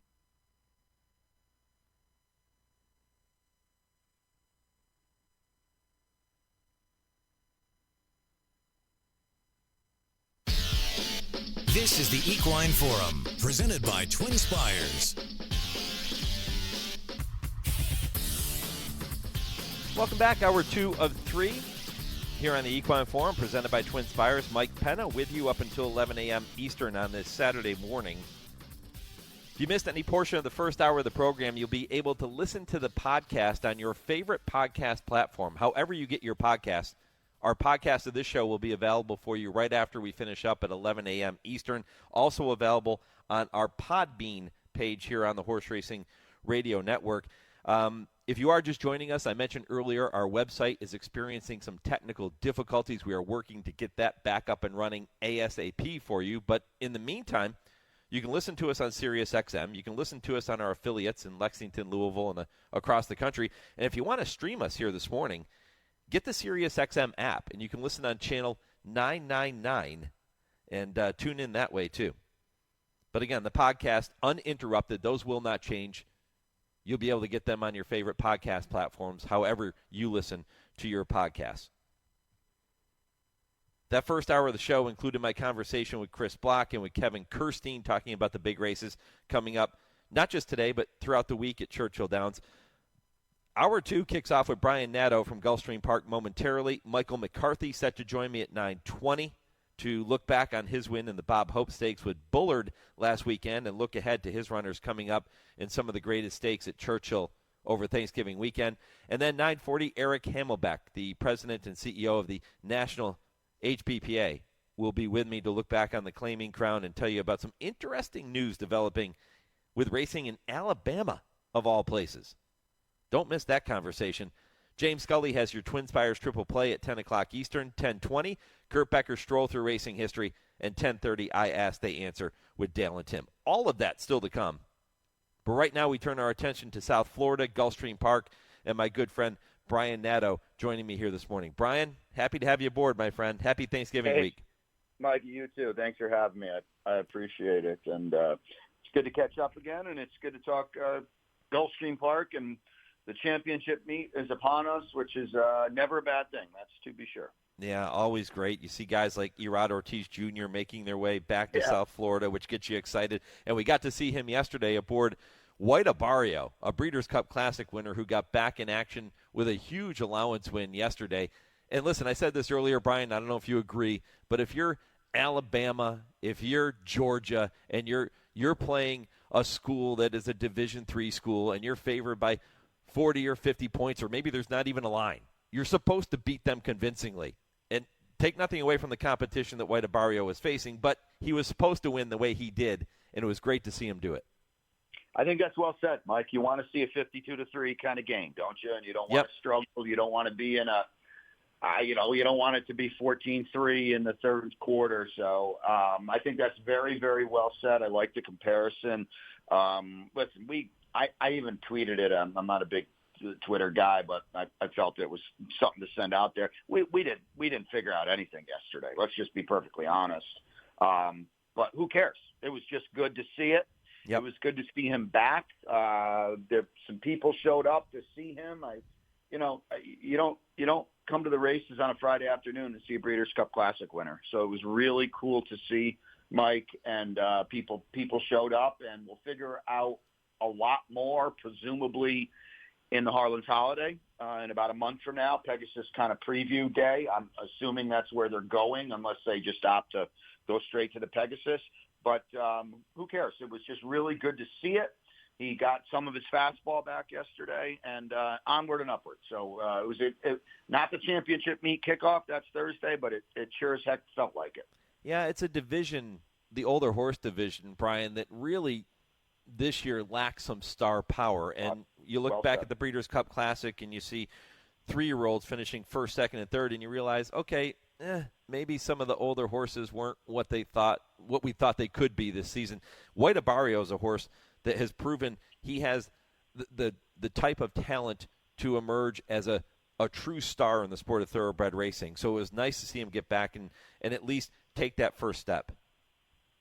Yeah, I couldn't agree with you more. I mean, the heavy lifting is still ahead of him, but you're right. Talk about a division there for the taking, and I don't want to disparage any of the 3-year-olds either in Sierra Leone and all that, but nobody's running away from them either. So if somebody wants to step up and announce their presence as a serious handicap horse, it is there for the taking. And I don't think he necessarily did that yesterday, but that mantle, it's open, and we'd love to see him stake his claim. We're going to get to some other races coming up later in the week. You mentioned the championship meet, and I do want to talk about the Juvenile Sprint Stakes, which is set to be run later today as race number 6 on that card at Gulfstream Park. But there's a horse down there called Rated by Merit, and a lot of people are excited to see him. He's a Florida bred, could have gone to the Breeders' Cup Juvenile. They decided not to. Tell me more about what you're seeing from him and what the plans are. Yeah, so Mike, we'll see him on Saturday, a week from today, in the final leg, presumably in the final leg, and we'll draw that card today of the Stallion Series here at Gulfstream Park. And I don't want to compare him to White Abarrio. That's not my point here. But my point is I don't know what we'll figure out next Saturday either, because he will be very likely 1 to 5-ish, even on the morning line. He's beaten everybody, He's literally lapped the field in all 3 starts. I don't know, Mike. I don't think he is a Triple Crown kind of horse. I don't envision him as a 2-turn horse. He'll probably win next Saturday. It's a short stretch finish line in the mile and the 16th race next Saturday. He'll very likely win that, but I don't envision him at the end of the day. Here's a good comparison. He could be like Ben Tornado, who blitzed through the series last year and ran second in the Breeders' Cup Sprint, rated by Merit, a homebred for Vinny Viola, which is super cool, with Mike Yates, because obviously, he's a Todd Pletcher kind of guy. Undefeated and untested and brilliantly fast, arguably as fast a 2-year-old as there is in the country. I don't think at the end of the day he'll earn his keep at 2 turns, but again, kind of sort of nobody cares about that. It'll be exciting to see him, and it's a great way to kick off the championship meet too, Mike. The culmination of the Sire Stakes that has been so well received down here. Yeah, and it's important to keep in mind that for all of these top-rated horses, like a White Abarrio, or rated by Merit, who's created a buzz and still has plenty to prove, but this is not, the race coming up next Saturday, that's not the end goal with a horse like this. White Abarrio, his allowance win yesterday, that's not the end goal. So I think when you say, what did we learn? Maybe not a lot, but, they're pointed for, there's bigger fish to catch up the road for those horses. Yeah, without a doubt. And, I would think, White Abarrio was probably, 70, 80% yesterday. I think I saw he ran a 94 bio speed figure, which isn't going to win anything. But again, not the point. It was great to see him. He did it the right way. Your comparison was perfect. He won 52-3 yesterday, and it's onward and upward. And you said it perfectly too. This is a sport, Mike, that we all know needs stars. They need horses to run. And credit to C2 and the connections. They have run White Abarrio, and I think that shouldn't be lost. That's really cool because he's soon to be he's soon to be 1 year older and soon to be 6 years old, and he's still firing, and he's still running in the best. He will be running in the best races we have, and that's what this sport needs, doesn't it? I think that's pretty cool. Yeah, along those lines, Brian, I threw out a poll question this morning, and I'll ask you for your answer later in the conversation. But I asked people, which horse or horses are they most thankful to have been able to watch over the years, considering that we're looking ahead to Thanksgiving week and talking about being thankful for things. I'm thankful for the decisions of the connections with Torpedo Anna and Fierceness to bring those 2 horses back to the races next year, because so often in this game we see a promising, talented 3-year-old and they're gone by the age of 4. You don't get to enjoy them on the racetrack anymore. So coming back to your point about the sport needing stars, kudos to those connections for bringing those horses back next year. No, I couldn't agree with you more, Mike. It'll take me 1 second to answer Skip Away and Go Sapper, but I couldn't stand Skip Away. Oh, my God, I couldn't stand him. I always thought he was beating nobody every time he'd run. I know he beat Cigar and all that stuff, but I could not stand Skip Away. One of my least favorite horses. I can feel the animosity through the phone. That's awesome. But you're right, Mike. We don't see it, and I think I get it. There's more money in the breeding shed, and you could have me on your entire show to talk about this, let alone for 15 minutes. But we don't see it enough, and you said it perfectly. Kudos to those people to bringing those horses back. I can't wait to see what Torpedo Anna does as a more mature, bigger, tougher, stronger, meaner 4-year-old filly. So I agree. It's awesome to see, and racing needs that. And I don't have all the answers, but we get these horses another year, and it's pretty cool. And I feel like people and fans certainly, and you were up in Saratoga, and the people gravitate to that. So Fierceness as well. We'd love to see him in the Pegasus. I don't know if it's going to happen, but people gravitate to that, and they can lash on to those kinds of horses, and it's great to see. Great to see. Talking with Gulfstream analyst Brian Nadeau here on the Horse Racing Radio Network. You can catch him and his tag team partner, my good friend Ron Nicoletti, during the races, previewing the races for you, giving you their selections and their input. They're certainly on top of racing in South Florida. They follow it all year long. And Brian doing a wonderful job of looking ahead to what's coming up with some of the big races and looking back on White Barrio yesterday. How about the Juvenile Sprint Stakes this afternoon? Race number 6, 6.5 furlongs on the main track. This is a state-bred race for Florida breds. Tell me a little bit more about that stake. Yeah, Mike, I'd be. We talked about Rated by Mara and Big Paradise, who's your 6-5 morning line favorite. He kind of sort of lays over the field. It's not the best renewal we'll ever see. He's supposed to win. I don't think there's any doubt about that. There's some up-and-comers, some lightly raced horses, but he, a homebred for the Leblongs, who, of course, on the national scene, we know quite well, and Dave Fox has done a great job with a lot of their Florida breds here, and this is one of them. Big Paradise was good on debut, and he was beaten about 11 lengths by Rated by Mara in what was a very, very fast race in the Affirm division when they stretched out to 7 furlongs. He actually gets to cut back a half today, and he's supposed to win, Mike. It kicks off the Rainbow Six, which is a mandatory payout tomorrow, which we should have a big pool, and it's kind of tough to get around him. I would expect him to win. I'd love to give you something kind of out of the box or a sexy kind of pick, but I don't have it. To me, he's a single to kick off the sequence or any kind of horizontal you're playing. I took shots underneath with Nothing Subtle, the 2, and the 1, Aegon Tarragon, who both of them can maybe pick up some pieces, and maybe if the favorite kind of fries everybody on or near the front end, they can pick up some pieces underneath.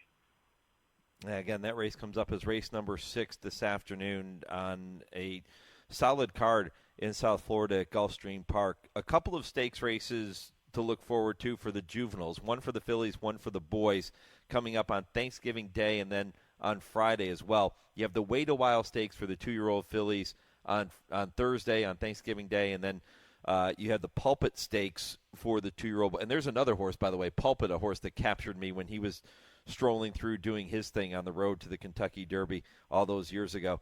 But those 2 races coming up Thursday, Friday, what can you tell me about those races? Yeah, so Thursday kicks off the championship meet, and that's new for us on Thanksgiving that we kind of roll out the red carpet, which is pretty cool, Mike. That we haven't done that in the past, so I think a lot of people are looking forward to that. An 11:15 first post. We've got an 8-pack, and the feature is the final race, the 8th race, the Wait a While.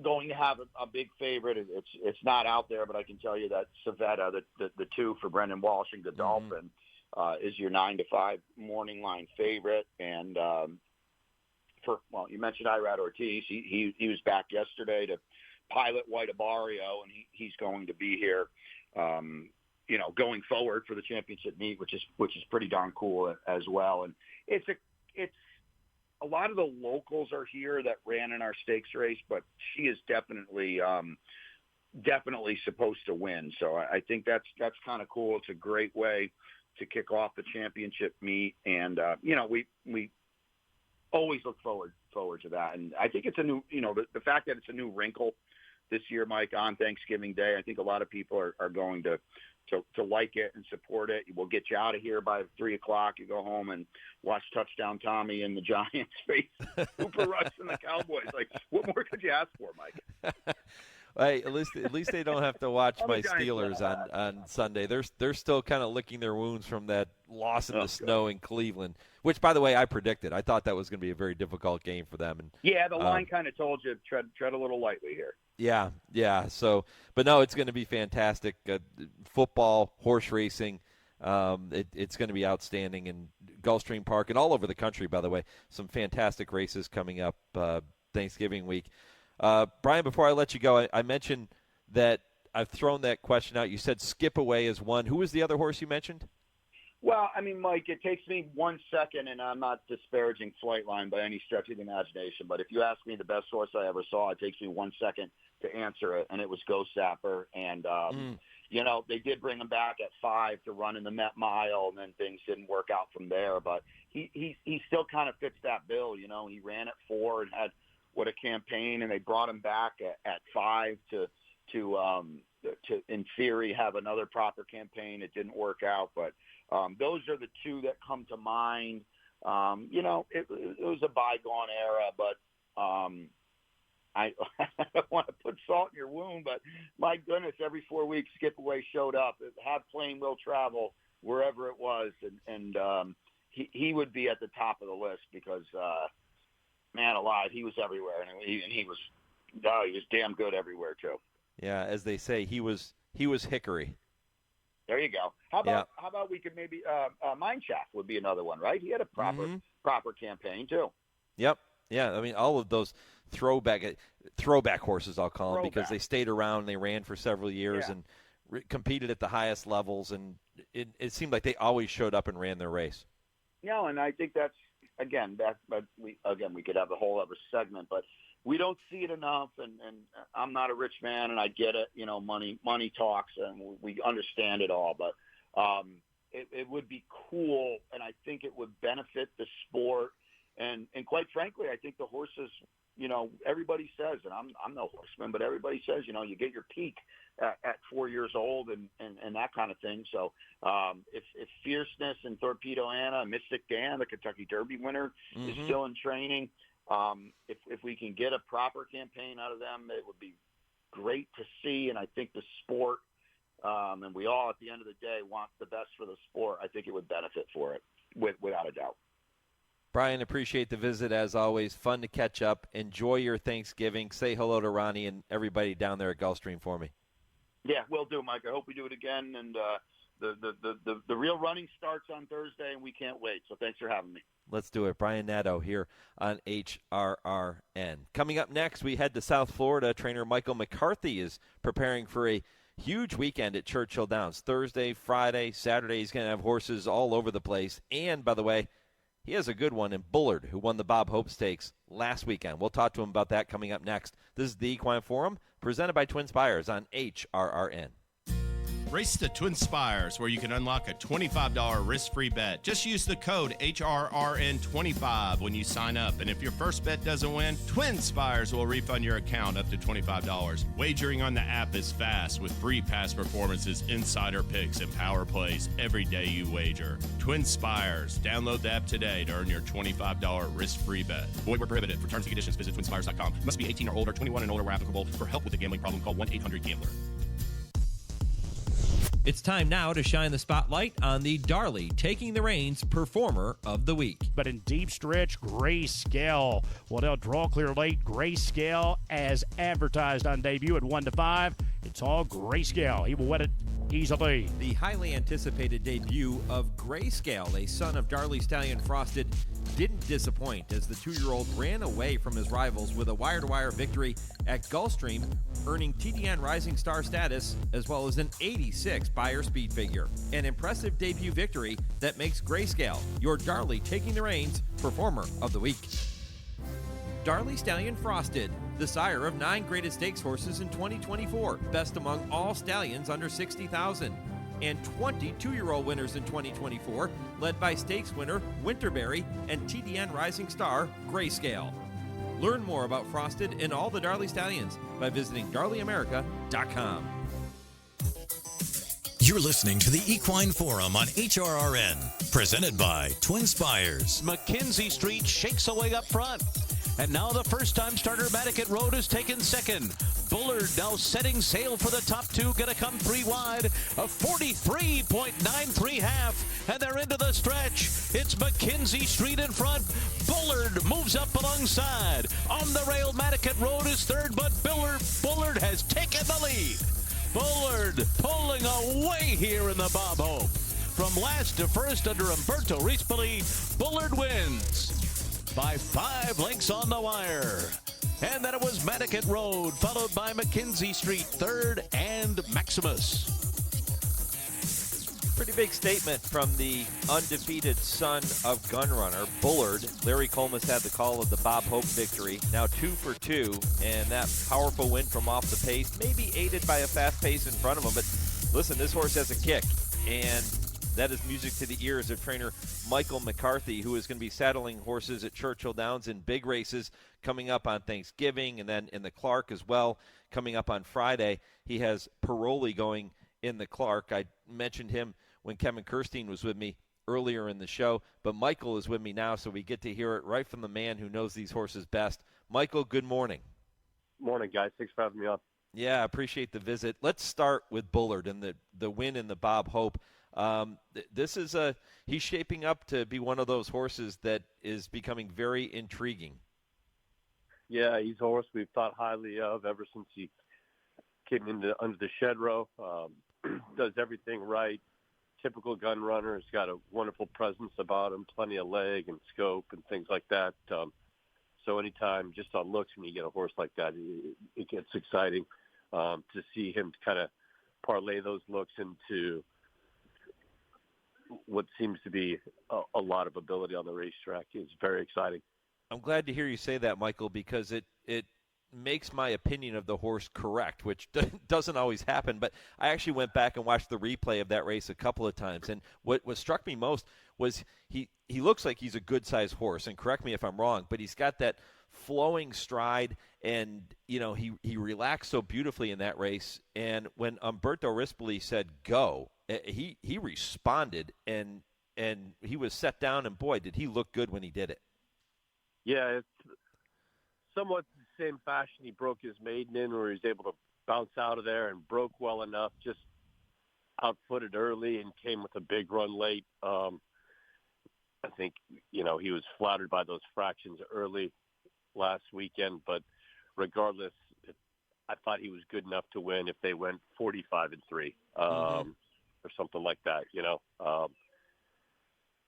I think once he stretches out, I think you'll see more or less the same type of a thing. He's just a horse that seems like he's getting better with every start. We had spaced his races out on purpose, and it seemed like it worked to his advantage here. Now we've just got to kind of plot out a way, I guess a way, more or less, I hate saying it, but, to find a way to the Kentucky Derby. Yeah, you don't want to mention that quite yet, right? Yeah, we've got a long way to go, and I've always been hesitant to say those types of things, but, obviously this is what it's all about. If we can find a program that works for him, a race schedule that works for him, well, then that's, that may very well be where he ends up. I know in his first two starts, he's given us the sense that, okay, he's just a late-running closer. And I don't mean just a late-running closer, but he's a horse that gets outrun early. And then when the jockey, Umberto Rispoli, says go, he takes off and he does his thing down the lane. Do you see anything from him in his training that leads you to believe he maybe has a little more early speed than what he's shown in these shorter races, that when they do stretch out, he'll be able to lay a little closer and still have that same late kick? I think he laid a little closer on Sunday than he did in his maiden race, and I think, obviously going two turns, I think that's going to go ahead and suit him just fine. I think he will lay a little closer. Not sure if there's going to be much need to with the way he finishes up. How do you map out his plan from here? Where does he go next? Do you start at I don't even want to say the word again. Do you start on the first Saturday in May and work backwards? How does this all come together? He's just been back galloping a couple of days, so we'll wait till he gets on the work tab next weekend and then sort of start thinking about what might suit him. Basically 2 months and change since his first start. So he's an easy horse to train. We'll look to see what points races are out there and what best suit him. Obviously a very good 3-year-old program in California, so who knows how far we'll have to travel with him before the first Saturday in May gets here. Hopefully it does get here. Yeah, hopefully it gets there for trainer Michael McCarthy and his team. Michael, let's turn our attention to what we're going to see at Churchill Downs coming up on Thursday and Friday. Thursday, Thanksgiving Day. Musical Mischief, really, really talented. She goes in the Grade 3 Fall City. And then Duvet Day in the Grade 3 Cardinal that very same day. The races 9 and 11, respectively. Tell me more about those two horses. The Locust Grove was a breakout race for Musical Mischief. You know, a year ago at that time, she was still a maiden getting the job done at Horseshoe Indianapolis, but things have kind of worked out well for her. She has stepped it up every time we've let her over there, brought her out to California last winter. It took her a little while for her to get right. She was fortunate enough to get a little grade 1 placing in the American Oaks on the turf. Sent her back east for the spring and summer. She just kept on getting better and better and better, and gave her some thought to running her in the Breeders' Cup Distaff. Not sure what kind of noise she would have made that day. I don't think there were many horses on the planet beating Torpedo Anna, but you know, if you run 1, 2, 3 in the Breeders' Cup race, it's a big deal on that page.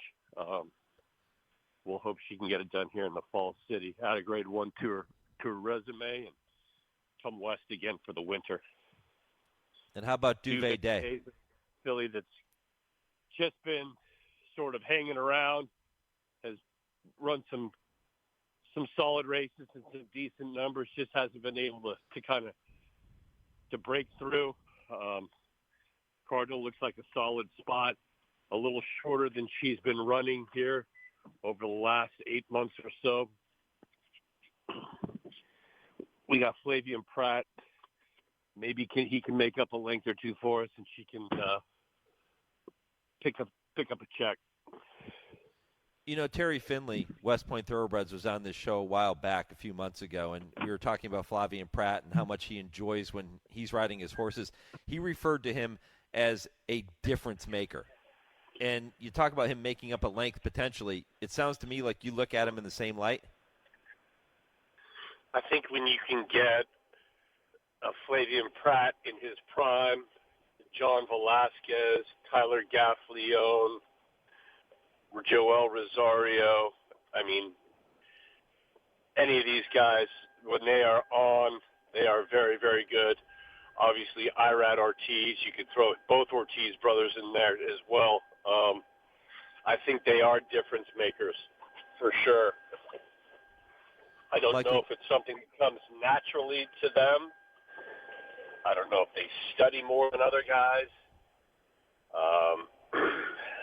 They're cool under pressure. I think that makes a huge difference. And I think the horses sense that as well. But yeah, he is obviously a world-class talent, Flavian Pratt. Trainer Michael McCarthy joining me from Southern California. Busy morning for him, so Michael, I won't keep you much longer, but I do want to ask you about the Clark. And as you get set for the Clark, you'll send out Paroli in there. Tell me a little bit more about what you're seeing from Paroli that led you this direction. I thought his last race at Keeneland was lights out. Mile and an eighth makes all the difference for him.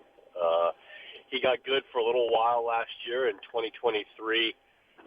Came back and ran a few okay races here this year. Nothing in California seemed to suit him, race shape, any of those types of things. So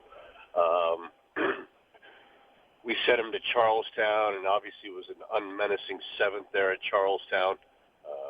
The race at Keeneland was a big surprise to me. He never looked like he was a loser at any point. I mean, he was loaded all the way around there.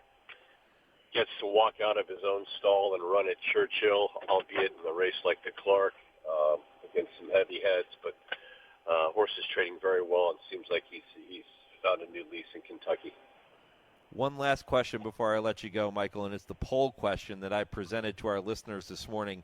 With Thanksgiving coming up on Thursday, I'm asking which horse or horses are you most thankful to have been able to watch, or in your case, maybe even to train over the years? Do you have a couple that stand out to you?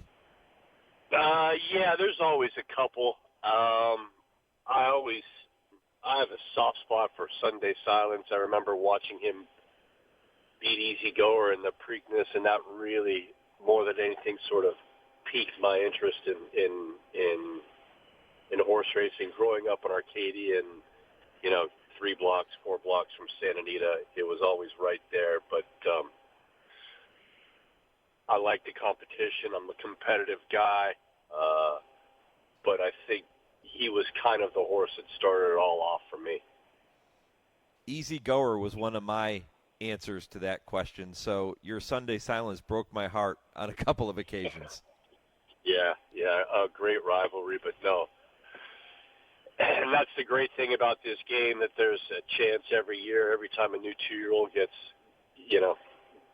behind one of your webbings, that you may have something special, that it could be the horse that kind of really picks your head up or what have you.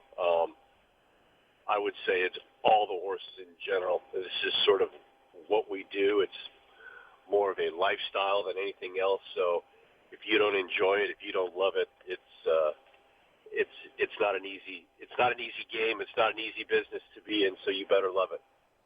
Yeah, really well said. And Michael McCarthy has been loving this game for a long, long time. He continues to do so. Michael, all the best. Happy Thanksgiving to you and to your family, and best of luck, not just with Bullard, but in the races coming up this weekend and beyond.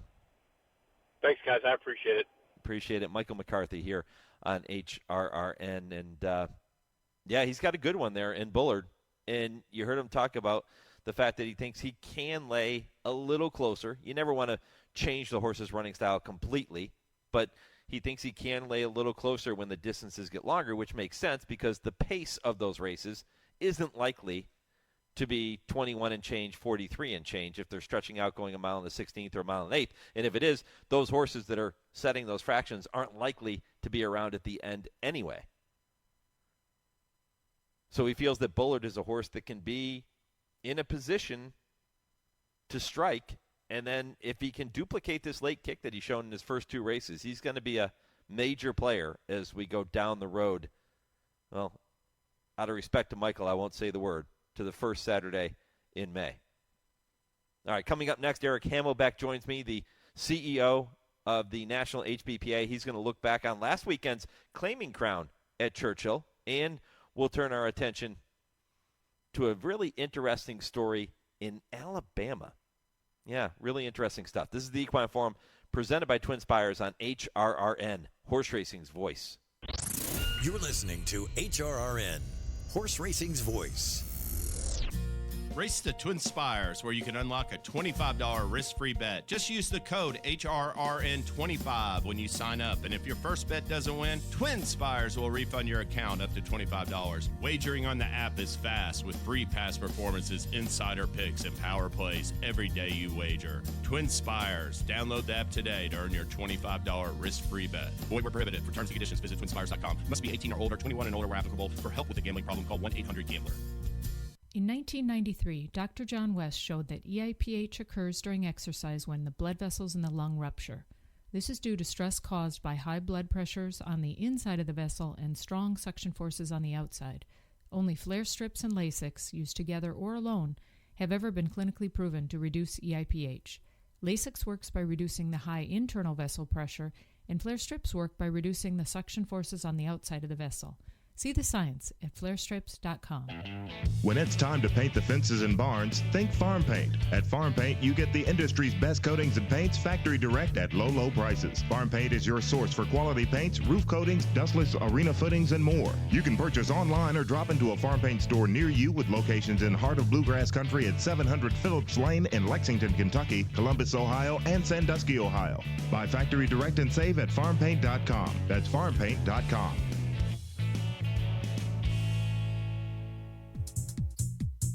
You're listening to the Equine Forum on HRRN, presented by TwinSpires. They come to the top of the stretch. Echo Lane comes charging off the turn. Echo Lane's off the turn in front by 2. Segoy is cut loose in second now. 2.5 lengths to make up and a furlong to do it. Echo Lane's the leader. Segoy. Warrior Richard comes up the inside. Harrow's coming stoutly down the top of the course, but Echo Lane is still in front. And then Segoy and Harrow. But it's Echo Lane. Echo Lane, the winner in the end. Segoy was second. Harrow was third. Warrior Richard was fourth. It's tight for fifth there between Good Governance and Journeyman. That's Travis Stone with the call of the Claiming Crowned Emerald. It was a race that was contested at Churchill Downs last weekend, won by Echo Lane for trainer Rohan Crichton, who I had the opportunity to spend a full hour with this past Wednesday on Trainer Talk presented by Fasig-Tipton. Rohan, born in New York, raised in Jamaica, not Jamaica, New York, but Jamaica, the country, and really cut his teeth on racing and was introduced to it by his father, who was an owner in Jamaica, and remembers going to the racetrack at 4 or 5 years old, sitting on his dad's shoulders and knowing that he was going to be around this sport in some fashion, and now here he is, a winner of the Claiming Crown Emerald with Echo Lane. If you missed that conversation, head back and check out the podcast. You can do that on your favorite podcast platform. Eric Hamelback joins me now. He is the CEO of the National HBPA. Eric, good morning. Hey, good morning, Mike. How are you? I'm doing just fine, my friend. I know you had a late night last night with a big football game, so how you doing? I'm doing great. It was good game. Easy trip home. So no, excited to be on. Thank you. Last weekend, wonderful day beneath the TwinSpires at Churchill. It was great to see the Claiming Crown back there again. Just share your thoughts on the overall experience and what that day was all about. Oh, Mike, what a wonderful day. I mean, it was absolutely picture perfect with weather after having been off the turf for 2 years in a row because of weather, and it couldn't have been better. I mean, I love the fact that the fields were full. I think we had, 11.8 average starters in the races, and just that call kind of brought back some really cool memories because of the connections that win these races. Being able to be in the winner's circle with everyone. Brittany Vandenberg was another one that just really kind of, everything lit up so perfectly, and the emotions, it really brings back smiles that why you're in this sport. And it was a wonderful, just couldn't have been better. It was a great day. I think that's what's always been true about the Claiming Crown. Yeah. And the story, the human interest stories, the storylines that surround those horses who we don't often get the chance to read about or, see on television on the prime time races, because they're not normally your grade one type of horses, but they're the horses that make up this sport. Without these horses in the Claiming Crown, the hard-knocking blue-collar horses and those people that take care of them every day, Eric, we don't have a sport. Absolutely. And I'm so appreciative of you saying that, because, and I probably said it on your show before, these races, and I always laugh and smile and say the Tuesday, Wednesday, Thursday horses, that's the handle that makes up the purses for the Saturday races, right? So, you can have the exact same handle on, claiming $40,000 purse that, ends up being the helping supplement the purses for those weekend races. And that's really what the Claiming Crown was set up to do. It was to give these guys, the men and women who are out there every day, and, I've always said 97% of the racing is not what you see on TV, and this allows those folks to have a day to shine. And this past Saturday, it couldn't have been more, again, the weather made it perfect, but it couldn't have been a better highlight for those folks. And again, some of the trainers, like you said, that, many people haven't heard of, right? And to give them that opportunity under such a historic site there at Churchill, having that opportunity was amazing. Yeah, how does this work now? There was a long time for many years, the Claiming Crown was held at Canterbury Park, and then it was at Gulfstream, and now it's been at Fairgrounds, and now at Churchill Downs, and it's kind of bounced around a little bit. Do you want to keep it in one location? Would you like to rotate it? Originally, the Claiming Crown was kind of set up to move around, right? To give essentially different opportunities for horsemen around the country to participate. But the reality is, and I think everyone saw it, when it was at Gulfstream, set in a single location, it really kind of shined and really grew. I give a lot of credit to Kent Sterling, who was the former executive director of the Florida HBPA, who passed away. He was the one that really kind of brought it to a new level. Tom Metzen and the group from Toba that really started it at Canterbury, they had the vision to highlight, again, these horsemen. But Kent Sterling kind of brought it to a new level. And it was parked at Gulfstream for quite a long time. It was very successful. But then when, new management came along and it was, the decision was to move it, 2022, we brought it to Churchill. It was very successful. The Louisiana horsemen wanted it. So we were going to go to New Orleans. Horrible weather that day. But, I think even my board in particular for the National HBPA, when they realized how successful it was at Churchill, even with the day down in Louisiana, even the Louisiana guys said, no, if we're going to do right by the claiming crown, let's get it back to Churchill and see where we go from there. Because, again, quote unquote, logistically, it's an easy place to ship to from a lot of people. And so bringing it there to Churchill, we're going to definitely be there in 2025. And my hope is we can work something out and be there for quite a while. Yeah, I would love to see that. And it kind of like when the Breeders' Cup comes to, whether it's Churchill Downs or Keeneland, certainly, it always seems to be one of those record-setting events. There's just something about horse racing in Kentucky that can't be duplicated. Yeah, spot on. And right now,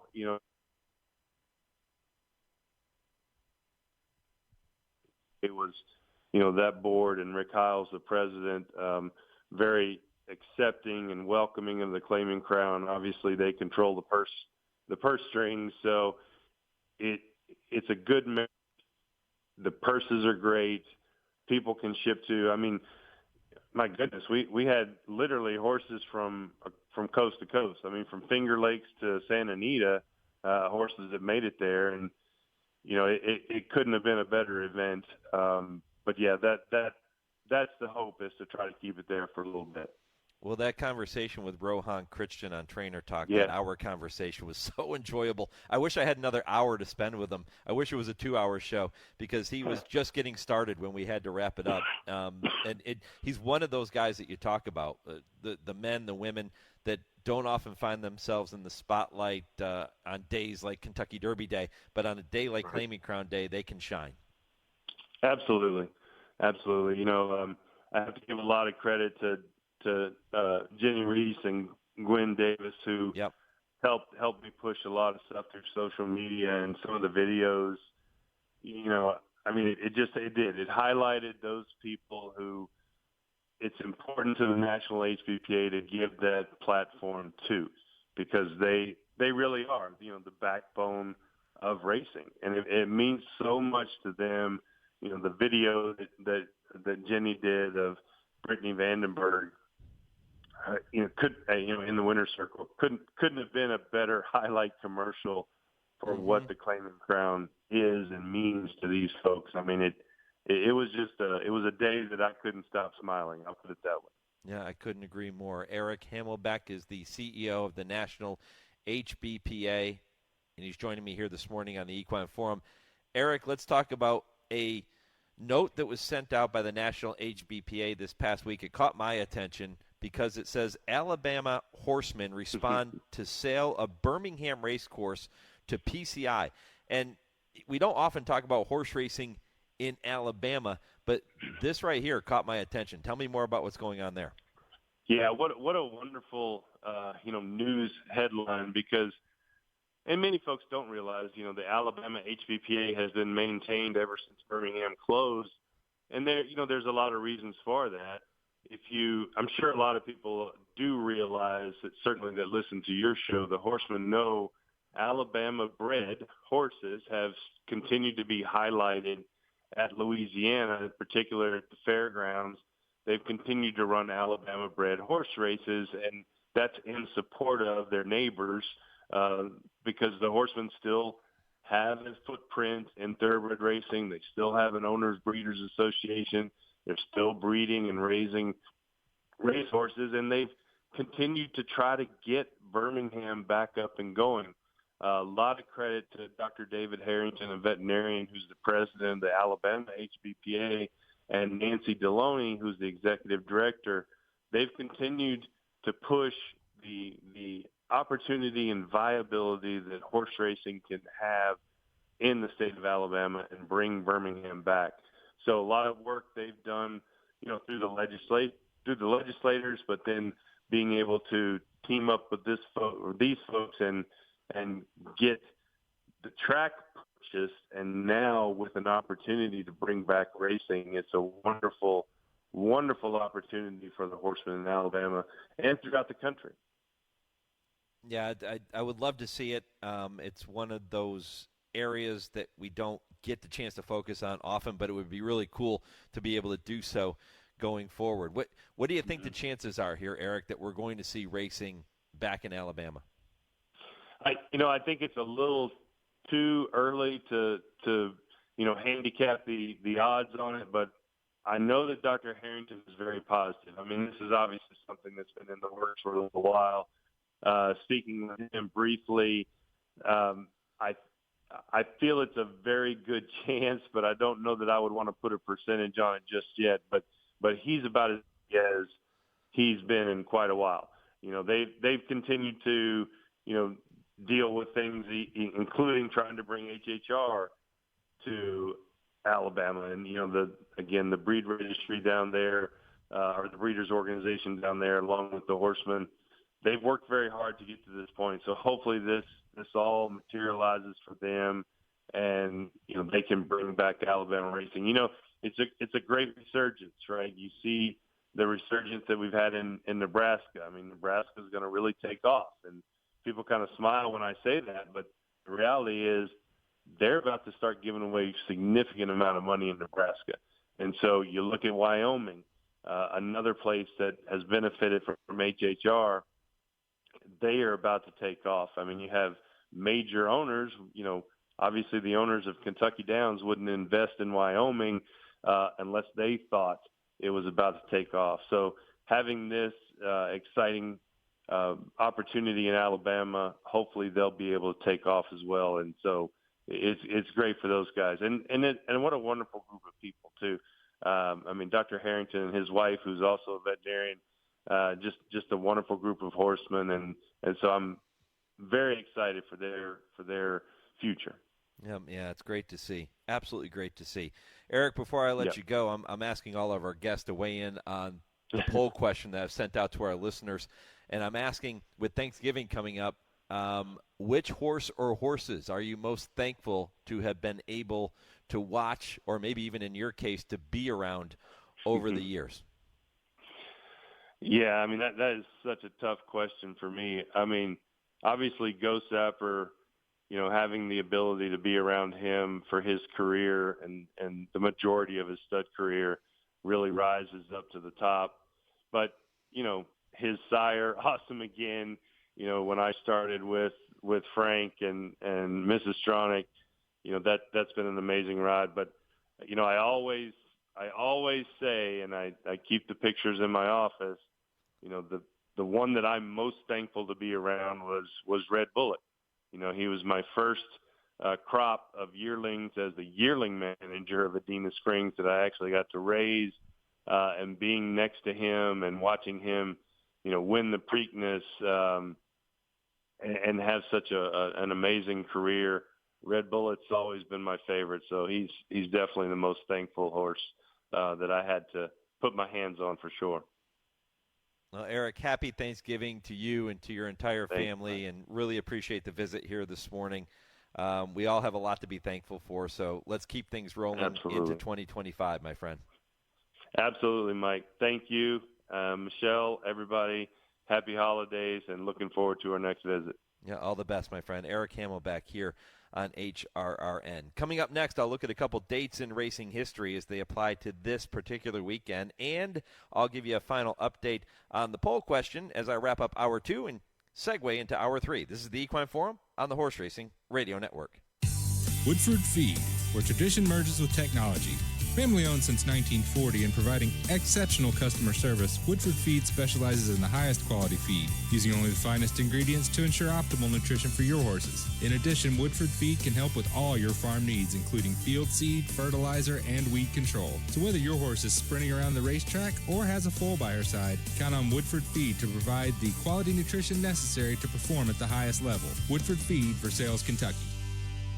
James Brown and Bill Cowher welcoming you back to Dennis Melvin's house. It's time for the Midnight Snack Run. This is one tricky obstacle course. Sticking to healthy habits in this kitchen is going to take focus and determination, but it can be done, JB. He's already entered the snack part of the course, and he's eyeballing a jar of chocolate candy. That is tempting right off the start. Uh-oh, he's reaching, Bill, but he pushes it away. Great stiff arm. He's approaching a plate of delicious-looking iced cookies. Oh, Dennis, you only want one of those. He blows right by him for the apple. Oh, the fridge. It's make or break time, JB. He stares down some rich-looking treats. Uh-oh, looks like he's headed for the soda. Wait, he jukes left, grabs the water bottle, and shuts the door with his elbow in record time. Unbelievable move. I gotta see that again. And he's out. He even turned off the light. That's the way you execute a midnight snack run. Stand Up to Cancer and Rally want you to reduce your risk for cancer. Go to takeahealthystand.org.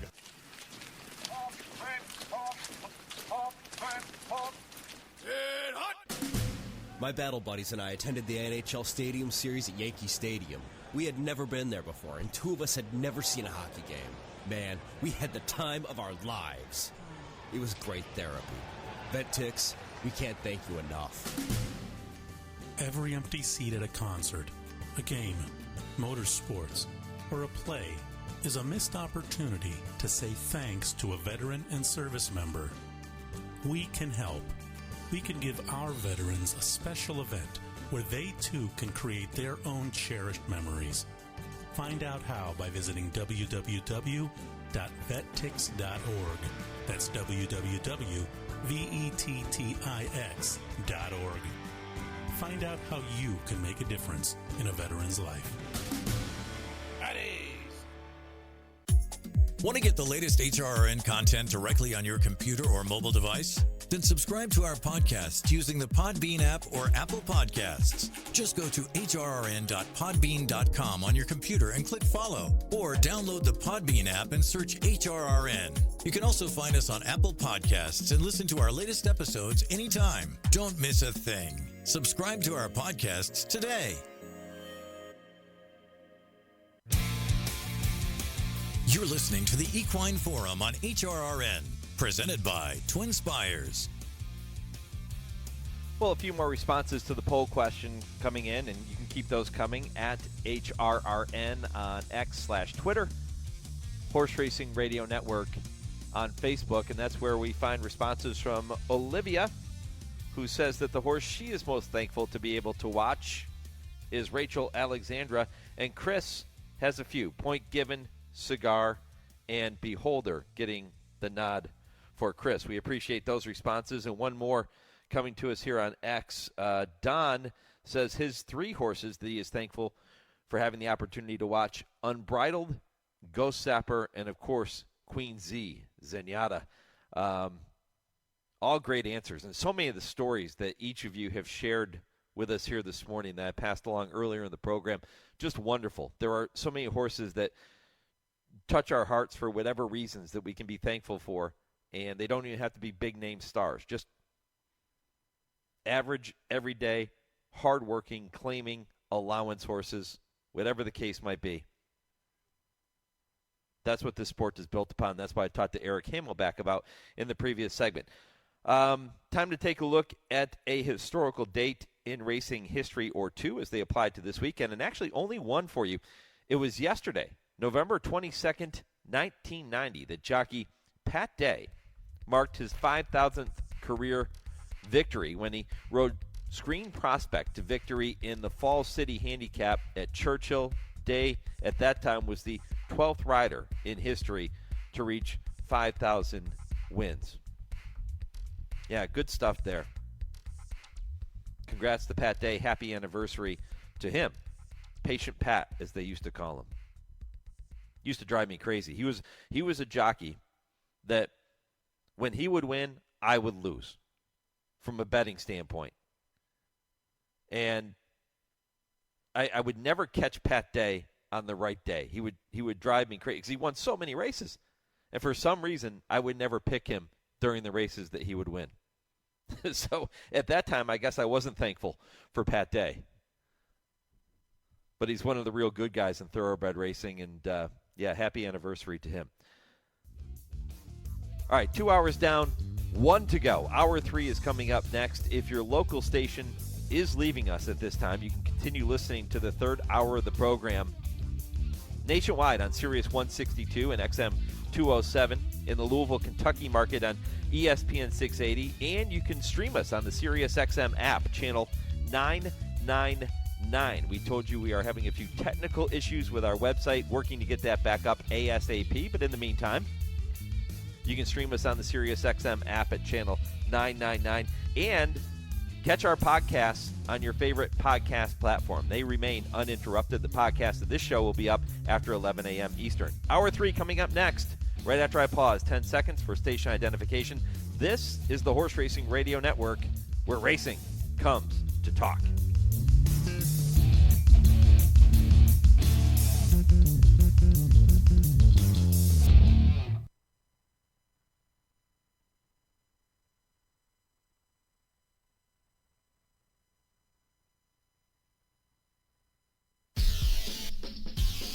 This is HRRN, horse racing's voice. Spelling again, driving on a two-length lead. Hot Chocolate on the outside, plugging away, still second. Gold Medal Dancer and Serene Melody from the back. It's ambushed with a 16th to go. Spelling again has kicked away, and Spelling again finishes full of run to win the Chilukki by 4. Game on Dude inside, Nonios outside, Game on Dude turns him away, Nonios ran his heart out, but he's second to the winner, Game on Dude. Wow, what a good race for both of those guys. Game on Dude wins the 34th Native Diver Stakes, 3/4 of a length. Welcome to the Equine Forum, presented by TwinSpires. Shackelford, though, has turned away Take Charge Indy. The last to challenge will be Bourbon Courage, but the one who's got the courage in spades is Shackelford. He's out in front, but he needs the line. Shackelford wins the clock!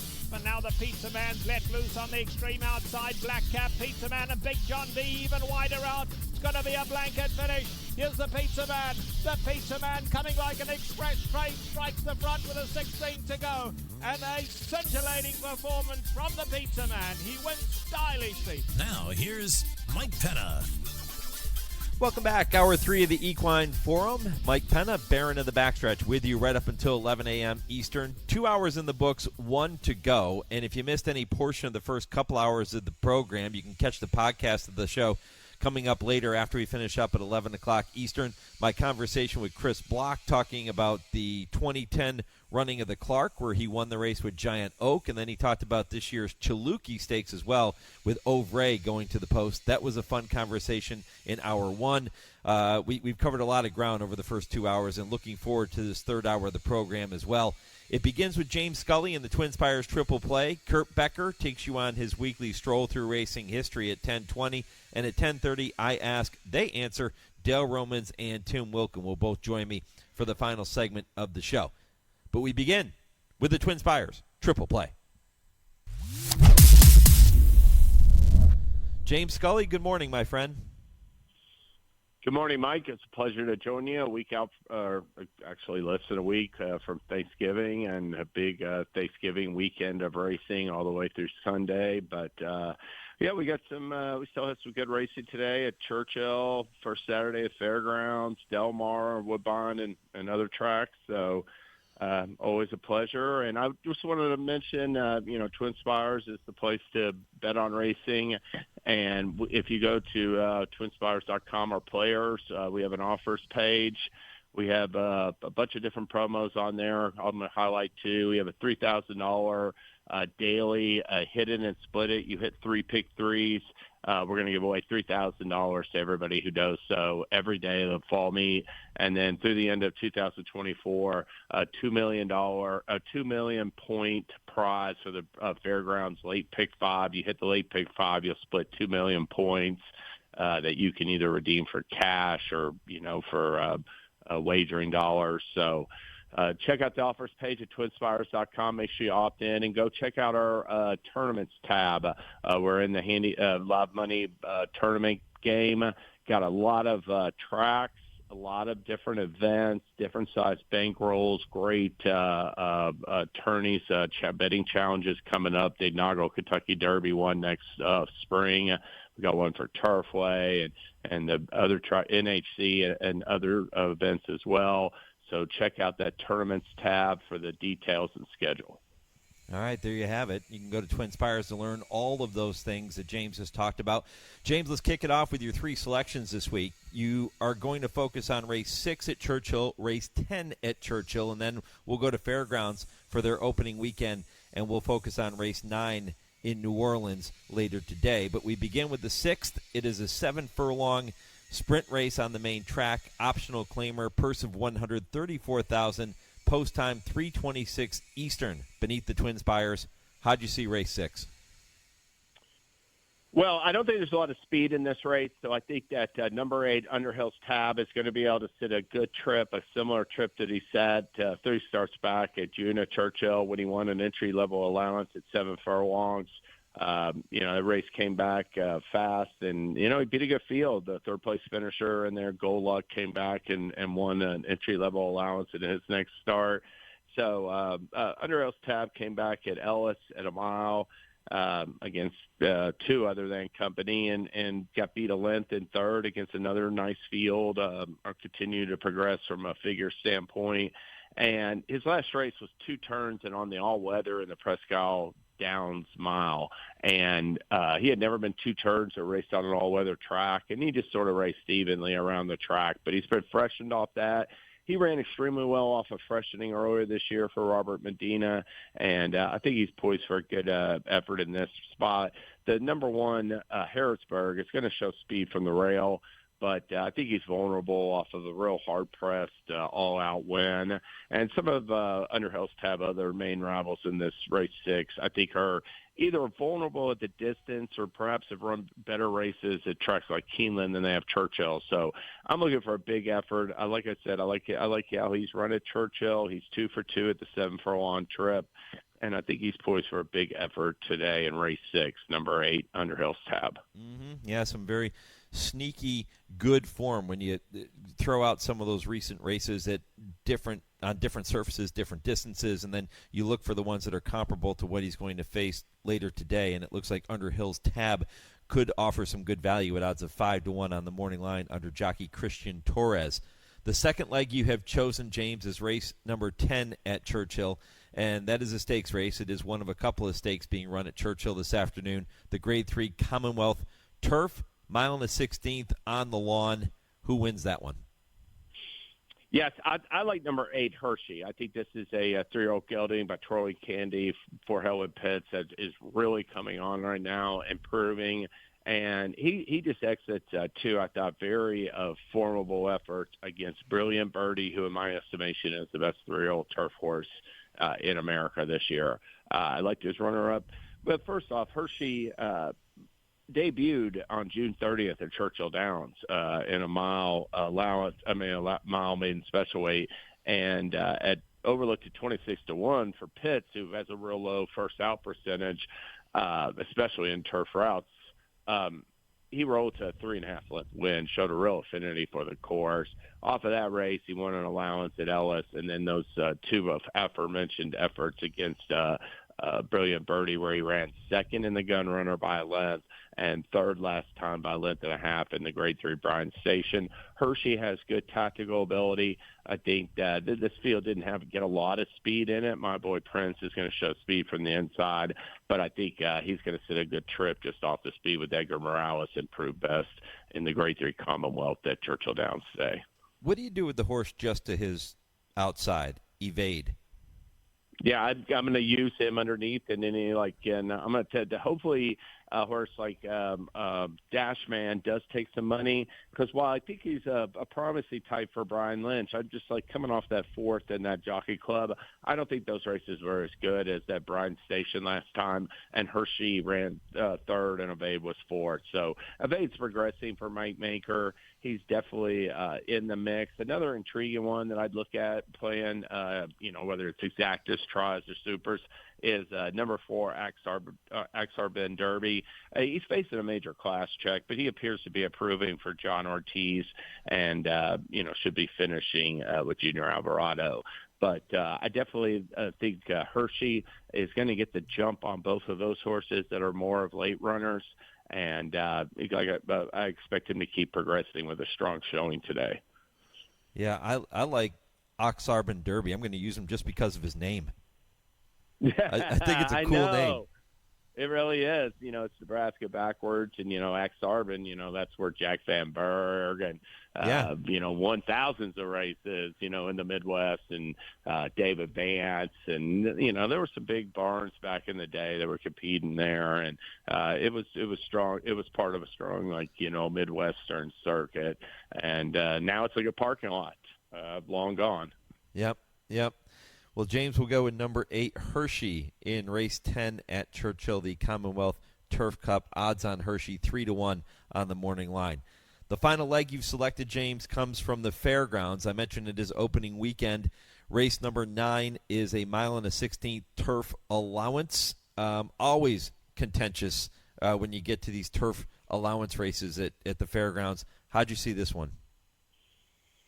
Well, you talked to Chris Block earlier on your show, and I always respect him at this time of year, and he has a horse in race 9 and number 5 Out of Deduction. So I just think he's poised to improve upon his last 2 races and run well today. He's definitely going to offer some value, 10-1 on the morning line with David Cohen. But this thing I really like about Out of Deductions, he's a 4-year-old son, a gelded son of Nyquist, was, after, running decently last year, he placed in a stake and won an allowance at Hawthorne. He came back this year at Churchill Downs, and then once at Churchill, once at Ellis in June and July with 2 really strong efforts. He ran third to Miranda Wrights. The runner-up Scooby Quando came right back to win. Oh, no, actually came back and ran like 4th Out of Deductions next time, but then he won a real tough allowance at Kentucky Downs. That was a nice field. He got beat 2 lengths in that effort, and then Out of Deductions then won a non-winners of 2 allowance at Ellis Park. So he really, those are 2, I think, underappreciated efforts that came back strong on numbers and are real encouraging for still a relatively light race 4-year-old gelding. Last time out, he's in that Cary Memorial at Hawthorne. I mean, two starts back off of freshening. He's in the Cary Memorial, and he just didn't break well. And I think that, he improved position to lose by 4.5 lengths. I thought that was still sort of a little bit of a sneaky effort. And last time he was just compromised by a slow break in a really tough race. Those non-winners of 3 and 4, other than allowances at like Keeneland this fall, were like mini stakes races. So I'm not going to really count that effort last time too much against Out of Deductions. I think he's eligible to keep improving off of those 2 races, and I think his form this summer fits. This is a nice little race, but there's only a couple, I think, really like front runners in here, and I think if David Cohen can work out a trip like in 3rd or 4th just off the speed, he'll be in position to make a big move at the top of the stretch. So I'm going to take a swing with number 5 Out of Deductions in today's 9th race at Fairgrounds. A horse like this that's 10-1 on the morning line, James, how do you like to use them? Do you like just to bet the win? Do you bet win place? Do you hook them up with exactas and tries? How do you do it? I'm gonna get some. I'll play win place, and I will definitely look to play him underneath in like some exactas and any kind of races like that, vertical exotics. One of my favorite plays, and what's really a necessity of that to me is to have a big field, and this race has 12 horses in the main body of it, is sometimes I'll even play a 50-cent trifecta key, taking a double-digit long shots and using some logicals with it. And, it might cost $18, might cost $30, But I've hit those kind of wagers before with just a big long shot running second or third. So there's definitely some ways to play him, not only to win. I'll definitely have some win money on him. But he's the kind of long shot that I'll look to play in some other kind of exotics. All right, some value in James Scully's TwinSpires triple play this morning. Race 6 at Churchill. He'll take number 8, Underhill's Tab, 5-1 on the morning line. Race 10 at Churchill. He'll go at number 8, Hershey at 3-1. And race 9 at the Fairgrounds. We just talked about number 5, Out of Deductions for Chris Block. Odds 10-1 on the morning line. James, I like it. You can get one of these home. We're going to be in pretty good shape. If you get a couple of them home, we're in really good shape. Yeah, absolutely, Mike. Let's good luck to everybody listening, and I'm going to try to turn a profit today. And I want to wish you the happy Thanksgiving, all the best in the holidays up ahead, and same to our listeners as well. Yep, absolutely. You too, my friend. Enjoy it. Don't eat too much. Alrighty, thank you, sir. All right, buddy. James Scully with the TwinSpires triple play. Don't forget you can play those races and all the races you're going to bet this weekend at TwinSpires. Coming up next, Kurt Becker takes you on his weekly stroll through racing history, a look back at the recently passed Old Forester. Really cool story coming up in this segment. And then I Ask, They Answer with Dale and Tim. Dale Romans, Tim Wilkin. They'll wrap up the show with this is going to be really cool, too. It's an all-listener-submitted question. All listener-submitted questions on I Ask, They Answer coming up today. So you put the show together. You, the listeners, put the show together, and I'm excited to hit Dale and Tim with some of those questions that you've submitted. That comes up next here on the Equine Forum, presented by TwinSpires on HRRN. You're listening to HRRN, Horse Racing's Voice. Race to TwinSpires, where you can unlock a $25 risk-free bet. Just use the code HRRN25 when you sign up. And if your first bet doesn't win, TwinSpires will refund your account up to $25. Wagering on the app is fast with free past performances, insider picks, and power plays every day you wager. TwinSpires. Download the app today to earn your $25 risk-free bet. Void where prohibited. For terms and conditions, visit TwinSpires.com. Must be 18 or older, 21 and older where applicable. For help with a gambling problem, call 1-800-GAMBLER. A two-time Grade 1 winner at Saratoga with nearly $2.5 million in earnings and one of the best sons of Super Sire, Gunrunner. And it is Gunite, and he's going to win the 117th running of the hopeful. Gunite is maintaining the lead, and he will defeat Elite Power in the Forgo. Gunite posted 9 triple-digit buyers, won 9 races, and hit the board in 19 of 21 starts. Precocious, fast, durable, and tough. Call the team at Ashford today to book your mare. Hey, this is Bobby Newman. Join me every Friday afternoon to dive deep into handicapping the races. We'll cover the live action from some of the biggest tracks in the country, talk to some of the major players in the game, and hopefully make a little money along the way. You can also call the show to share your opinions, ask a question or two, or maybe just vent about some bad beats. It's Betting with Bobby every Friday from 4 to 6 p.m. Eastern on Sirius 162, XM 207, online channel 999, or streaming live at horseracingradio.net. You're listening to the Equine Forum on HRRN, presented by TwinSpires. Hello, I'm Kurt Becker. Thanks for joining me as I take another stroll through racing history presented by Keeneland. He died recently at the age of 23, and while he was not a champion or a Grade 1 winner, he made an impact on the breed and left a memorable legacy. His story is part Kentucky, part Canada, and even part Ireland. His name was Old Forester. Foaled on April 13, 2001 at Woodstock Farm of breeder Robert Berger near Lexington, Kentucky, Old Forester was a chestnut colt from the first crop by Forestry out of Halo River by French-bred Irish River. His sire was a Grade 1 winning sprinter, while his dam was a stakes winner on the turf at Keeneland. Inbred in the 4th and 5th generations to powerhouse male influences Bold Ruler and Northern Dancer, Old Forester was a horse who would have a lot of connections to the Keeneland sales. His sire was a $1.5 million Keeneland summer sales graduate, while his dam had been a Keeneland November weanling. It was often said that Old Forester was a handsome colt, and that was evident early in his life when he passed the grade to be cataloged in Book 1 of the Keeneland September yearling sale. Warrendale Sales of Kitty Taylor would be the consigner on behalf of breeder Berger. Sale day was opening day of the auction, Monday, September 9th, 2002, and the North American market would prove to be sluggish throughout the sale season. Stud fees had increased, average prices would decrease, and the yearling market would prove to be the most challenging one in the United States in 8 years. Average price at Keeneland's opening session was $258,000, with a median of $170,000. Old Forester was cataloged as hip number 231, and as he went through the ring around 3:30 p.m. Eastern Time, his good looks helped command a final bid of $310,000 from Live Oak Plantation of Charlotte Weber.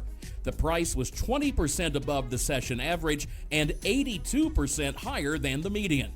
Sent to Hall of Famer Bill Mott for training, Old Forester would make just one start as a 2-year-old. That appearance would come in a maiden special weight on the dirt at Belmont Park, with Old Forester finishing 3rd. Returning 1 year later, Old Forester would break his maiden on the turf at Belmont, with a score at 1 mile in a snappy 1 minute 33 and 3/5 seconds, with Jerry Bailey in the irons. The margin of victory would be nearly 7 lengths. Another win would come in October in an entry-level allowance at 7 furlongs, again on the turf and again at Belmont. This time, Edgar Prado was the winning jockey, as Old Forester drew clear by 7 lengths as the odds-on favorite. A triumph in the restricted Santa Claus Stakes at Calder Racecourse, again on the turf and again as the favorite, would give Old Forester a 3rd victory on his sophomore campaign. As a 4-year-old in 2005, Old Forester would notch just 1 win, but it would come in grand style at Gulfstream Park. Going to the post at odds of 11-1 in the Canadian Turf Handicap, Old Forester closed into a fast pace to win at 1 mile and a 16th in course record time of 1 minute 38 and 1/5 seconds under jockey A. Barcoa. The win was worth $24 to mutual backers on a $2 ticket. While there would be no more wins that season, Old Forester would grab graded stakes placings in both the Jaipur at Belmont Park and the Firecracker Breeders' Cup handicap at Churchill Downs. In the Jaipur, he would finish runner-up by a head, having been caught in the final jump by Ecclesiastic. In his final season at the races, campaigning as a 5-year-old in 2006, Old Forester would score 2 more wins. One would come in March at Gulfstream, an allowance optional claim company, while the other would come in the second-to-last start of his career. Going to the post as the even money favorite in the Grade 3 Cliffhanger at the Meadowlands, and with Edgar Prado aboard, Old Forester would rally to nail 40-1 long shot Tune of the Spirit by a nose on the wire. Following a runner-up effort at Churchill Downs a few weeks later, Old Forester was retired from racing and would be sent to TC Westmeath Stud Farm in Ontario, Canada for stallion duty. Dr. Michael Coulter-John helped broker the arrangement, and the Westmeath operation would prove to be a perfect fit for Old Forester. Coulter-John no doubt took pride in seeing Old Forester develop as a stallion, as his ascendancy to the top of Canada's sire list coincided with the final years of dominance by Coulter-John's flagship stallion at Gardner Farms, Bold Executive. John Carey, a native of Ireland who immigrated to Canada in 1977 and founded TC Westmeath, named in part as a tribute to Carey's homeland of County Westmeath, Ireland, also makes clear where Old Forester ranked on his personal list of favorites. He was very important to the farm, says Carey. He was my best stallion, surpassed only perhaps by Super Speedy. He bred 122 mares his first year, and he became the sire of a horse I bred named Pink Lloyd, that was Horse of the Year in Canada and was a Hall of Famer. And he most certainly stamped his foals, Carey continues. They were good, strong individuals. And he was a determined type of horse, and his progeny were the same. They meant business. If they had to go through a wall of horses, they would. Old Forester died on Sunday, November 17, 2024, at the age of 23. He is buried alongside Super Speedy and Great Gladiator, with each stallion having stood his entire career at TC Westmeath. I was with him when he died, says Carey, offering a final thought on Old Forester. All in all, I would have to say that he was the best stallion I've ever had in my career. Please join me again next week when I take another stroll through racing history presented by Keeneland. For HRRN, I'm Kurt Becker.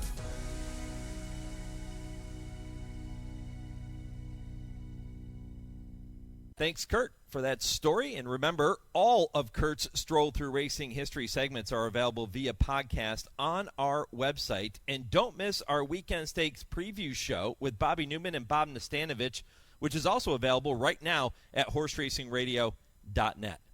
I Ask, They Answer with Dale and Tim coming up next. This is the Equine Forum presented by TwinSpires on HRRN. Race the TwinSpires, where you can unlock a $25 risk-free bet. Just use the code HRRN25 when you sign up. And if your first bet doesn't win, TwinSpires will refund your account up to $25. Wagering on the app is fast with free past performances, insider picks, and power plays every day you wager. TwinSpires. Download the app today to earn your $25 risk-free bet. Void where prohibited. For terms and conditions, visit TwinSpires.com. Must be 18 or older, 21 and older where applicable. For help with a gambling problem, call 1-800-GAMBLER. They're back! The world's best horses, jockeys, and trainers have returned to Hallandale Beach, and the championship meet is on at Gulfstream Park. The action begins November 28th with live thoroughbred racing Thursday through Sunday. Take in the action trackside with a craft cocktail at the Carousel Club, or head upstairs to a private suite or 10 Palms restaurant. For stake schedules, tickets, and more, head to GulfstreamPark.com. Owning a competitive racehorse gives you a thrill like no other. And it's Thormistor getting his second win and charging through for Danny Sorensen. Since 2006, Mojo Racing Partners has customized affordable racehorse ownership groups to help people experience this excitement. She's for you, home in front. For as low as $41 a month, you can be part of Mojo's winning connections. Get your Mojo working by visiting MojoRacingPartners.com. This is I Ask, They Answer on the Equine Forum on HRRN. Notable speech is now being asked to run. He's got 5 lengths to make up. He's going to come outside of horses as they arrive at the top of the stretch. Goliad, 10 Happy Rose moves up alongside. Carl Spackler trying to come and get them. Johannes is closing with notable speech. More Than Looks trying to unwind from the back of the pack. Here is Johannes and notable speech. More Than Looks coming. 10 Happy Rose on the inside. A wild finish that goes to More Than Looks. More Than Looks gets up under Jose Ortiz to win the Breeders' Cup Mile. Well, with so many Eclipse Award categories appearing to be wide open, which horse do Dale and Tim feel is most likely to win Male Turf Horse of the Year? And what are the odds it's Breeders' Cup Mile winner More Than Looks? Plus, should the eligibility of Bob Baffert-trained horses in next year's Kentucky Derby change the way other trainers approach the Derby points races? And we'll tell you which Thanksgiving Day foods hit the board for us this year. All of that and much, much more is straight ahead on this week's edition of I Ask, They Answer with trainer Dale Romans and turf writer Tim Wilkin. And it is all presented by the University of Louisville, Equine Industry Program and the College of Business. And it all comes your way just 30 seconds from right now. A spark turns into a dream, and your dreams fuel a love that will last a lifetime. Turn your passion into a career with experienced guidance, a thorough study of equine business, as well as opportunities to get your hands dirty and put your mind to work. Located in the heart of horse country, let your passion fuel your profession at the U of L Equine Industry Program. Apply today.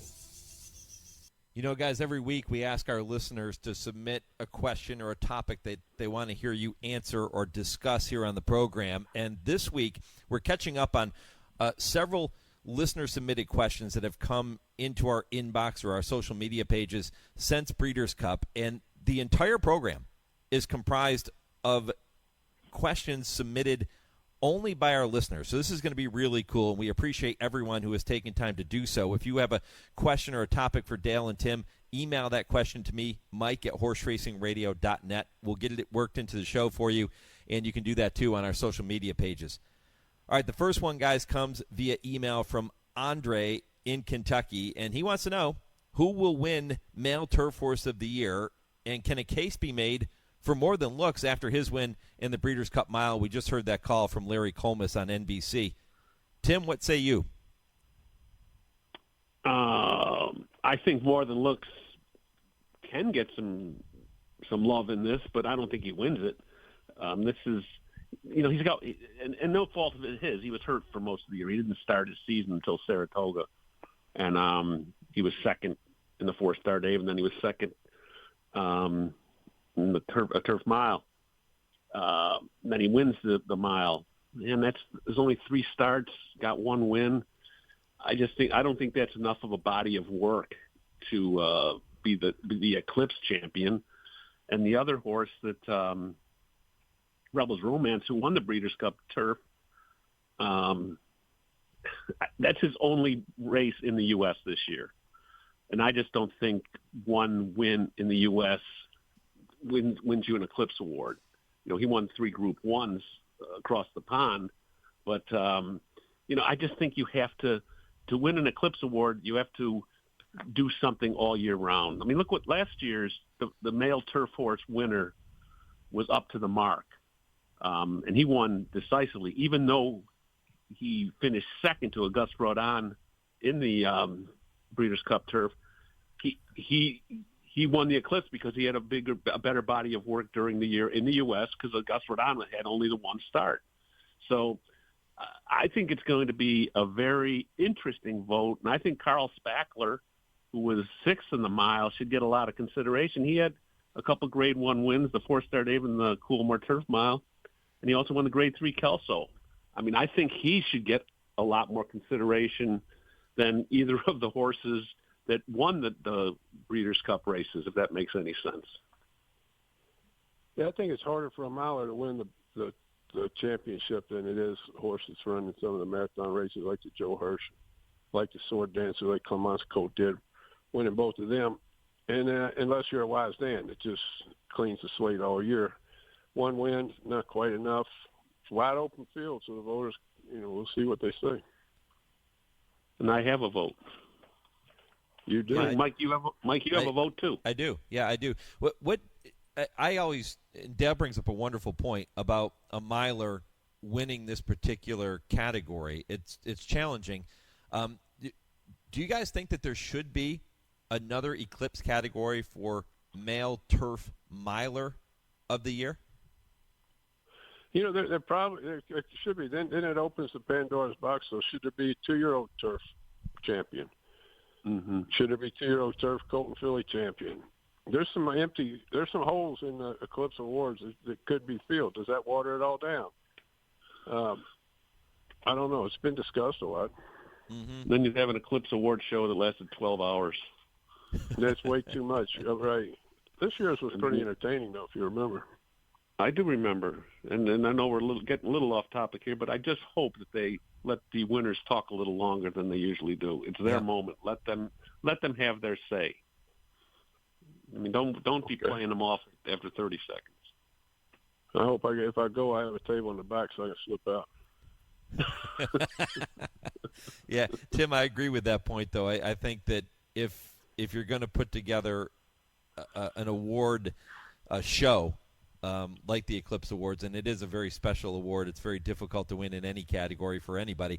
You have to give people a little bit of time you can't be rushing them off the stage. They have to be able to thank the people that got them there and had a hand in helping them to get to that level. Yeah, they don't want you shouldn't have to.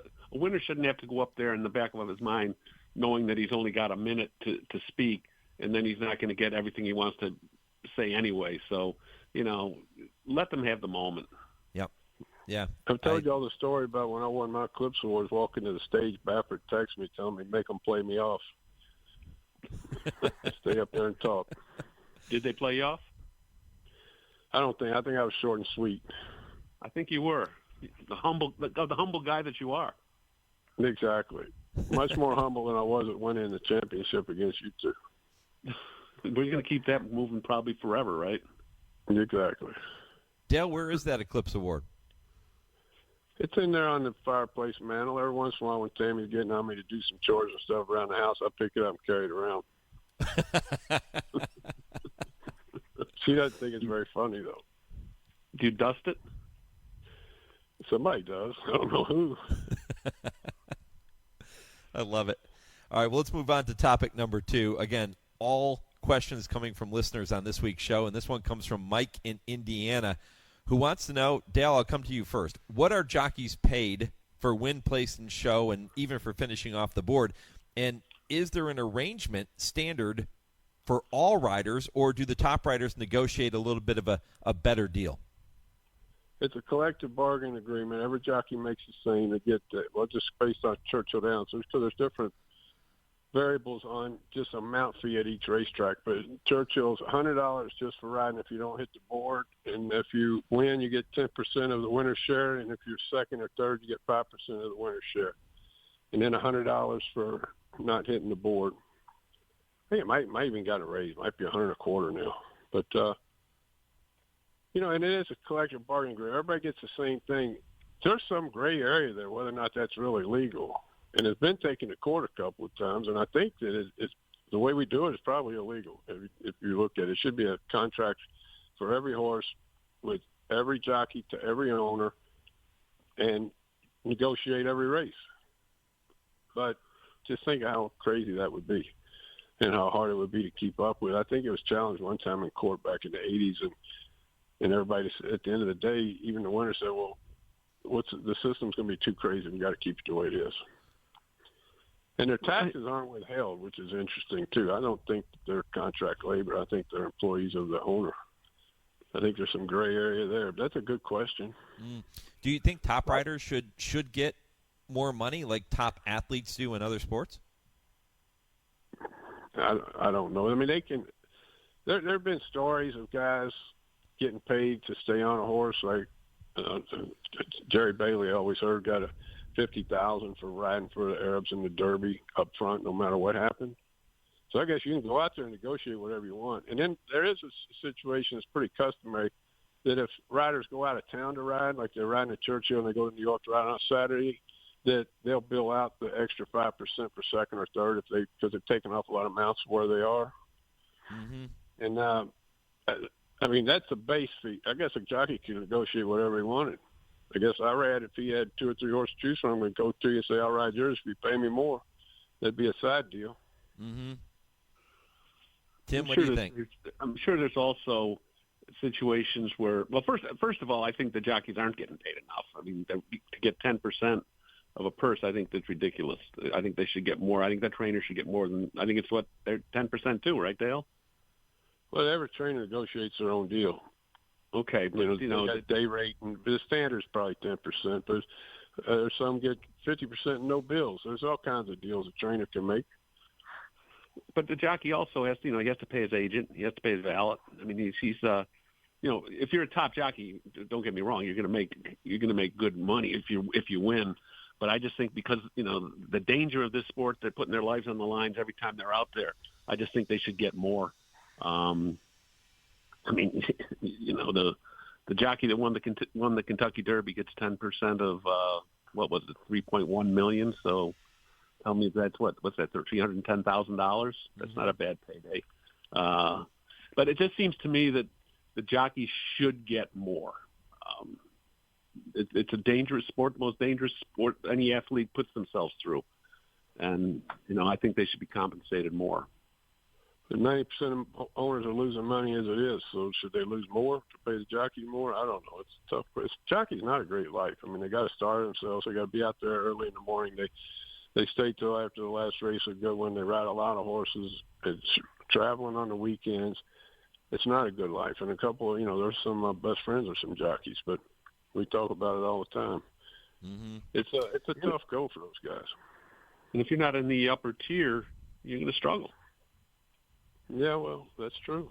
Yep. Yeah, Mike in Indiana, really appreciate that question. Really good stuff. The next one comes via email from Greg in Oklahoma. And, guys, I don't know what you're going to think of this question, but I'm going to ask it just like he submitted it. He said he's been a racing fan for 60 years, but he doesn't know why sometimes saddle cloths don't correspond with the gate position. He said he understands the coupled entry thing, but curious about when all of the numbers kind of get mixed up. And Dale, he also encourages you to write a book. Greg wants to have your book, and he wants to read all of your stories. Well, I appreciate that, and then I have to wait for a couple of people to die. I wouldn't want my mother ever read my book if I told the whole truth. But wait, Tim and I told him Tim might write it for me. Well, I can do that, Dale. Yeah, so it may come. Let's see what happens. But I don't know what he's talking about on the numbers issues. I was trying to think. I mean, I've seen that in Europe, and I never understood that. But I've never seen it in the U.S. where the numbers and the towels don't match up. They even go to the point of if a horse is a late scratch, they got a guy that says is basically they call it rubbing the gate, like he's the groom of the gate. There's one guy that manages the numbers. He'll take them all down, put them back up where they belong. Now, the saddle towels every once in a while, the 1 and 1A, they're both in red towels, and if they're a coupled entry, and it'll tell you they're the 1 and 1A, but breaking from post position, say 7 and 9. That's the only other time that I know. And they couple them as 1 and 1A, but that's not the post they're breaking from. That's the only thing I think you could be talking about. That's all that I can figure on either, because I don't see it as an alphabet soup kind of thing where it's always jumbled up, because most of the time it's pretty uniform. But when there's a coupled entry, yeah, there's going to be, the 1 or the 1A might be in the 6 or the 9. And, the thing to do is just make sure you're always betting the numbers in the program and not the numbers in the gate. It's an interesting question he proposes, but I've never really even thought about it. Give us more detail on this question, and we'll answer it again next weekend. Yeah, Greg, we appreciate the question. Thanks for tuning in every week, too, and we'll see if we can get Dale and Tim working on that book. I think it would be one hell of a read. All right, let's move on and welcome our friend Nick Zito to the program, as we do every week, and Dale and Tim tell me if the following statement is right or wrong. Yeah, right or wrong. Am I right? What do you think? Right or wrong? All right, let's find out. This one comes from Shane in North Carolina. He wants to know, with the undefeated Immersive winning the Breeders' Cup Juvenile Fillies, she will do something that has not been done since Silver Bullet Day in 1998 and 1999. And that, guys, is complete the Juvenile Fillies Kentucky Oaks double. Is that right or wrong? What do you think? Right or wrong? Tim, what do you think? Well, I'm not going to say it's right or wrong because we're now in November, but history would say it's not going to happen. I mean, besides Silver Bullet Day in the history of the Breeders' Cup, there's only been one juvenile filly winner that came back to win the Kentucky Oaks. That was Open Mind, who won the Oaks in '89, the year after she won the juvenile fillies. And since Silver Bullet Day, because I know Dale loves it when I do research, right, Dale? I do like it. I like listening to your research. I don't like doing research. But since Silver Bullet Day, the 25 winners of the juvenile fillies, there's been 25 of them. None have won the Kentucky Oaks, and only 2 of them, Beholder and Just FYI, finished second.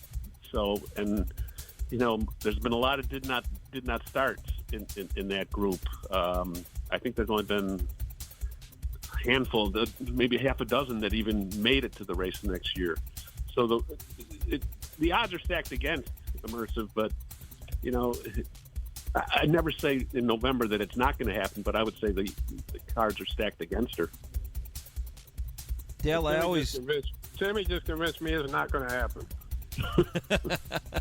Dale, I always hear that parallel drawn between when you're talking about horses that are dominant at 2 and then they go into their 3-year-old season, and other horses that were finishing behind them in their 2-year-old season develop more than they do, and they catch them. And it's a lot like an athlete that goes from his senior year in high school and then goes on to be a freshman in college, and he's not quite at that development yet. Is that true? Is that the way it works with these 2-year-olds turning 3? It's absolutely true. A lot of them are just precocious and ready early, and also the pool gets bigger and deeper. You get more horses starting to run. It's not so they're running against 20% of the full crop at 2, and then they'll probably have to run against 80% at 3s. Everything changes. The horses that haven't made it make it. The horses that may not have been able to win early are getting bigger and stronger. And you had a horse that was at his best he's ever going to be when he was 2, and doesn't have a lot of room for improvement. That mean they're not great animals, but those horses catch up to them. Well, that first Friday in May is going to be here before we know it. It'll fly by once we get past the holidays here, and we'll see if Immersive can indeed make it there, number one, and then pull off the same feat that Silver Bullet Day did all those years ago.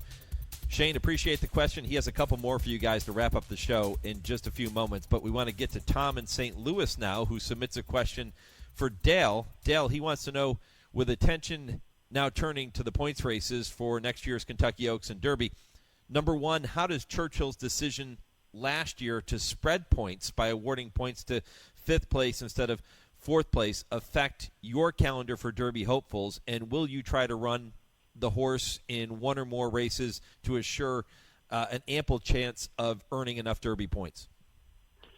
No, I don't think it changes anything. And as far as Baffert getting points now, if you remember, the points were taken off the board. So it wasn't like this horse that was second and third running against Baffert got those points. So you didn't get them. He got them. He just didn't get to use them. And so I don't think it changes much. And going back to fifth, I don't think that's going to be at the bottom of the barrel, the bottom two or three horses if one gets in over 1 point or the other. I don't see it changing anything. You better just keep your horse doing well, keep him on track to get there, and run him in the best spot for him and let the chips fall where they may.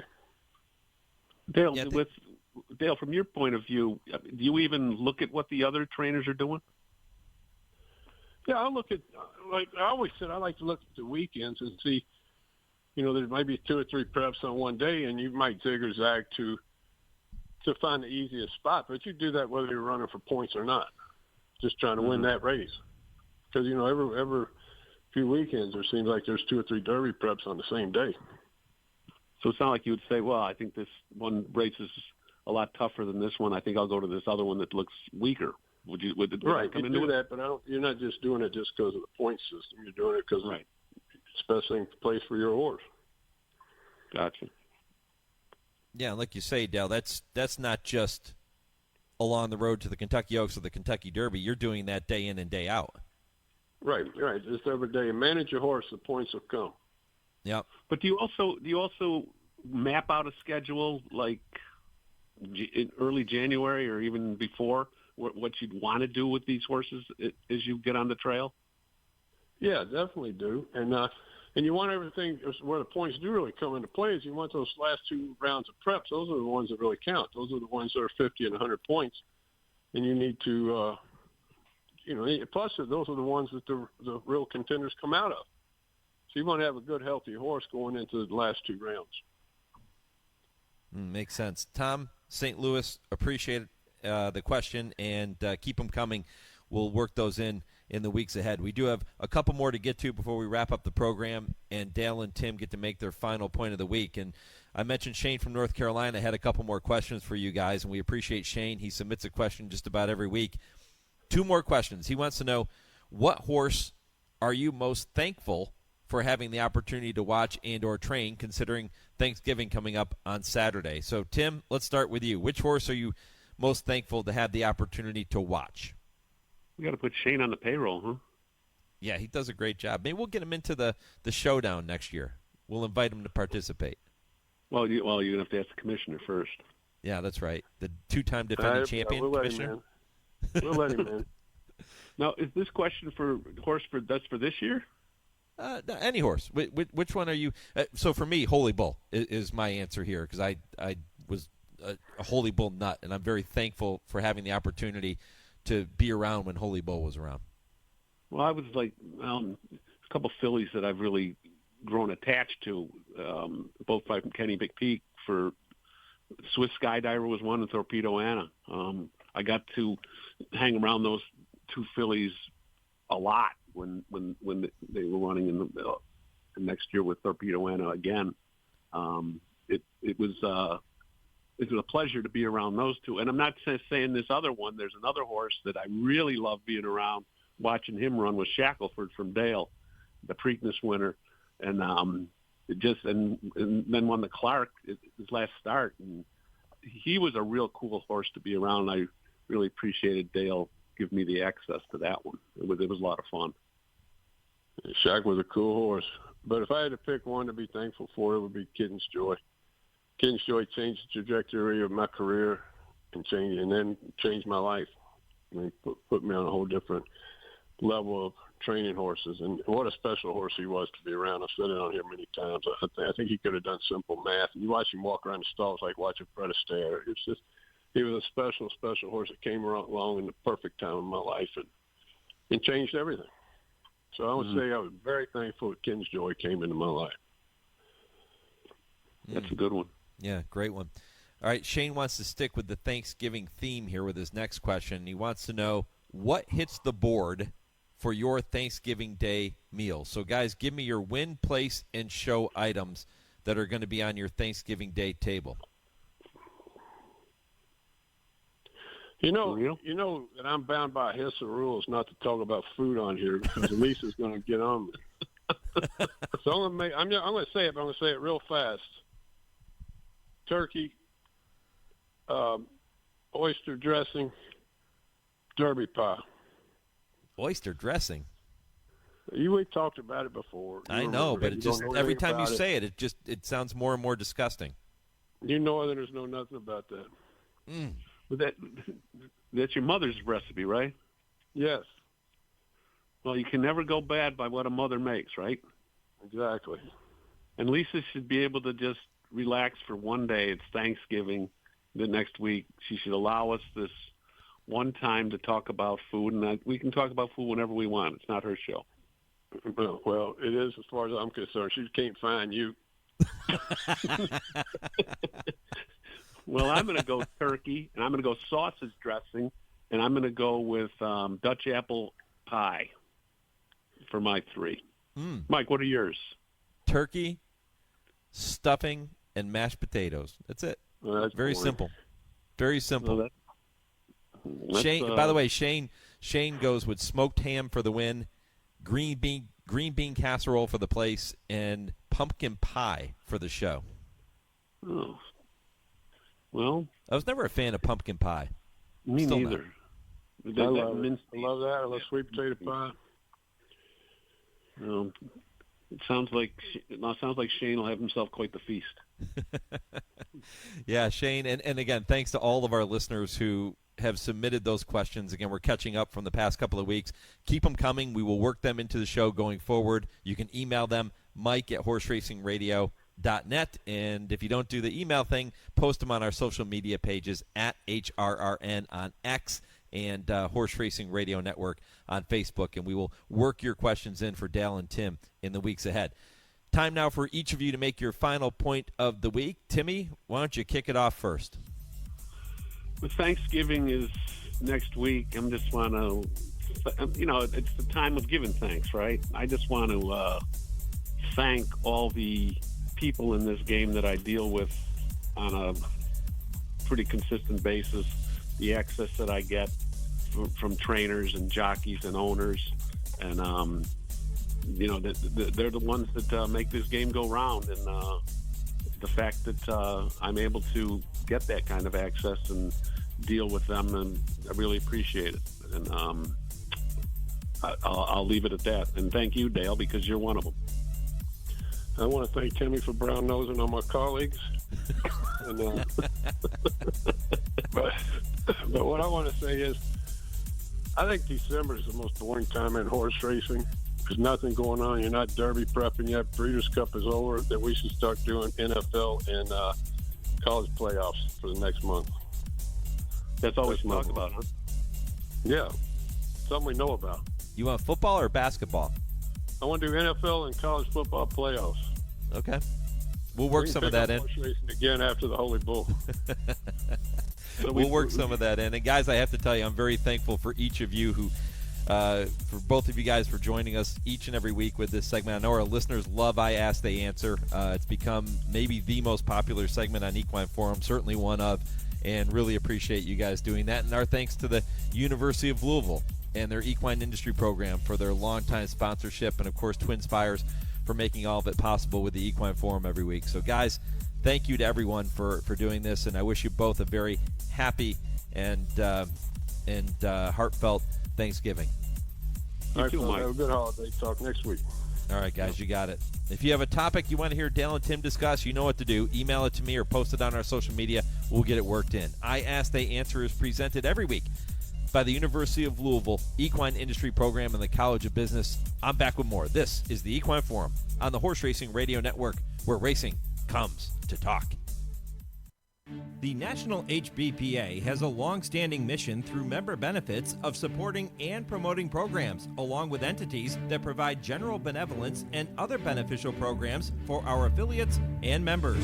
The National HBPA proudly provides a national program in place to protect your assets in case of an injury or damage to property arising from your racing operation, with our partner Kevin Lavin at Sterling Thompson Equine. Each member of the National HBPA and its affiliates are eligible to be covered for liability claims arising from injuries to non-employee participants and contractual liability, and premises and operations liability coverage for all equine operations, including breeding, boarding, training, and racing. For more information, contact Logan with Sterling Thompson Equine at 502-585-3277 or Eric Hamelback with the National HBPA at 859-259-0451. Hi there, it's Scott from Pentatonics. So from the beginning of our journey in music, the foundation has been music education. It's so incredibly important that we continue to show kids the importance of music in our schools, in our homes, and even in the car. Music is such a powerful expression of emotion and individuality, and we are responsible for keeping the love for music alive. This message is courtesy of the United States Air Force. I'm William Shatner. I've been around a long time, but I'm truly humbled when I see the real battles our brave, paralyzed veterans have faced defending our freedom. And when they come home. I had just come home from serving over in Germany. Next thing I know, it was 3 weeks later. I was paralyzed. While parachuting with my platoon, my parachute didn't open. I broke my neck. It left me paralyzed for the rest of my life. I was on a routine patrol, and we were in the desert of Kuwait, and the vehicle flipped and landed on top of me, which left me paralyzed from the waist down. Okay, folks, this is heroism. That's why I'm proud to support Paralyzed Veterans of America, because they've kept their promise to never leave a fallen soldier behind. A roof over their heads, accessible homes, cars, jobs, benefits. PVA has brought me back to life. Show them their sacrifice hasn't been in vain. Go to PVA.org to learn how you can make a difference. Trainer Talk, presented by Fasig-Tipton. Please join me in welcoming Hall of Fame trainer Todd Fletcher. Hall of Fame trainer Nick Zito on Trainer Talk. Welcome Hall of Famer Bob Baffert to the program. Hall of Fame trainer Shug McGahee, nice enough to spend some time with us. Hall of Fame trainer Bill Mott here on Trainer Talk. Dual Hall of Fame trainer Mark Cassie. Trainer Talk, the biggest names in horse racing. Wednesdays, 6 to 7 p.m. Eastern. Sirius 162, XM 207, and streaming live at horseracingradio.net. You're listening to the Equine Forum on HRRN, presented by TwinSpires. Well, don't forget there is no better way to follow racing, breeding, industry news, and more than with Blood Horse, and there are so many platforms in which they bring it to you. You have bloodhorse.com, Blood Horse Plus, the Blood Horse Daily app, and the Blood Horse Magazine. And then their social media pages, too. No one covers thoroughbred racing, breeding, and our sport like Blood Horse for more than 100 years. It has been Blood Horse. Fun segment with Dale and Tim, huh? And again, thanks to all of our listeners who took time to submit those questions. Many of you do it every single week, and we love that. And I know Dale and Tim love answering your questions and any topics that you pose for them. They will be happy to do it. So keep those coming every single week, and we'll get them worked into the show. The male turf horse thing from Andre in Kentucky was an interesting question, and I don't think More Than Looks has the credentials to be voted Eclipse champion male turf horse this year. Yeah, I know he won the Breeders' Cup Mile, but as Tim pointed out, that was his only win this year, and it's not like he was disgraced in his other races, but he only won the one race. And if he were to win it, I would be shocked, absolutely shocked. Nice horse. I just don't think he's your Eclipse horse. Dale brought up Farbridge from Christophe Clement, and I don't know if he'll get enough respect from voters, but I certainly think that he's one with those 2 grade 1s on his resume this year that could be considered. But there are going to be a lot of categories in this year's Eclipse votings that are not cut and dry. I mean, Torpedo Anna, we know that that's a done deal, right? And there's a chance some people are saying, well, she could be Horse of the Year. Certainly a possibility. Don't know if she'll get that, but she's definitely going to be 3-year-old filly champion. There's no doubt about that. And I'm so thankful that we were talking about things we're thankful for. The fact that she's coming back next year, and Mike Rapoli saying Fierceness is going to come back next year. We're going to get to see those horses. And you think about what that could mean to the sport. And I still say that they're going to meet more than once next year. I can see them meeting twice in 2025. Maybe a race at Saratoga where we see Torpedo Anna take on the boys. And now, of course, a lot has to happen and go right. They have to stay at the top of their game and stay healthy, of course. But to see them meet at Saratoga and then maybe again, if she runs well against the boys, maybe they come back and meet in the Breeders' Cup Classic. How cool would that be? I don't know. You can dream, right? It'd be fantastic for the sport, and what a way to gain interest in the sport of thoroughbred racing. My thanks to all of our guests for making this show possible here today, including Chris Block, who was with me in the first hour of the program, Kurt Becker for his stroll through racing history, James Scully with the TwinSpires Triple Play, and Dale and Tim in the previous segment. If you missed any of the show, check out the podcast right after we finish up here this morning. My thanks to my producer, Lee Delapina in our Lexington studio, and to Kim Price and to Chauncey for handling all of our social media. I'm Mike Penna. Thanks for listening. Come on, Steelers. Got to do better. Go, Steelers.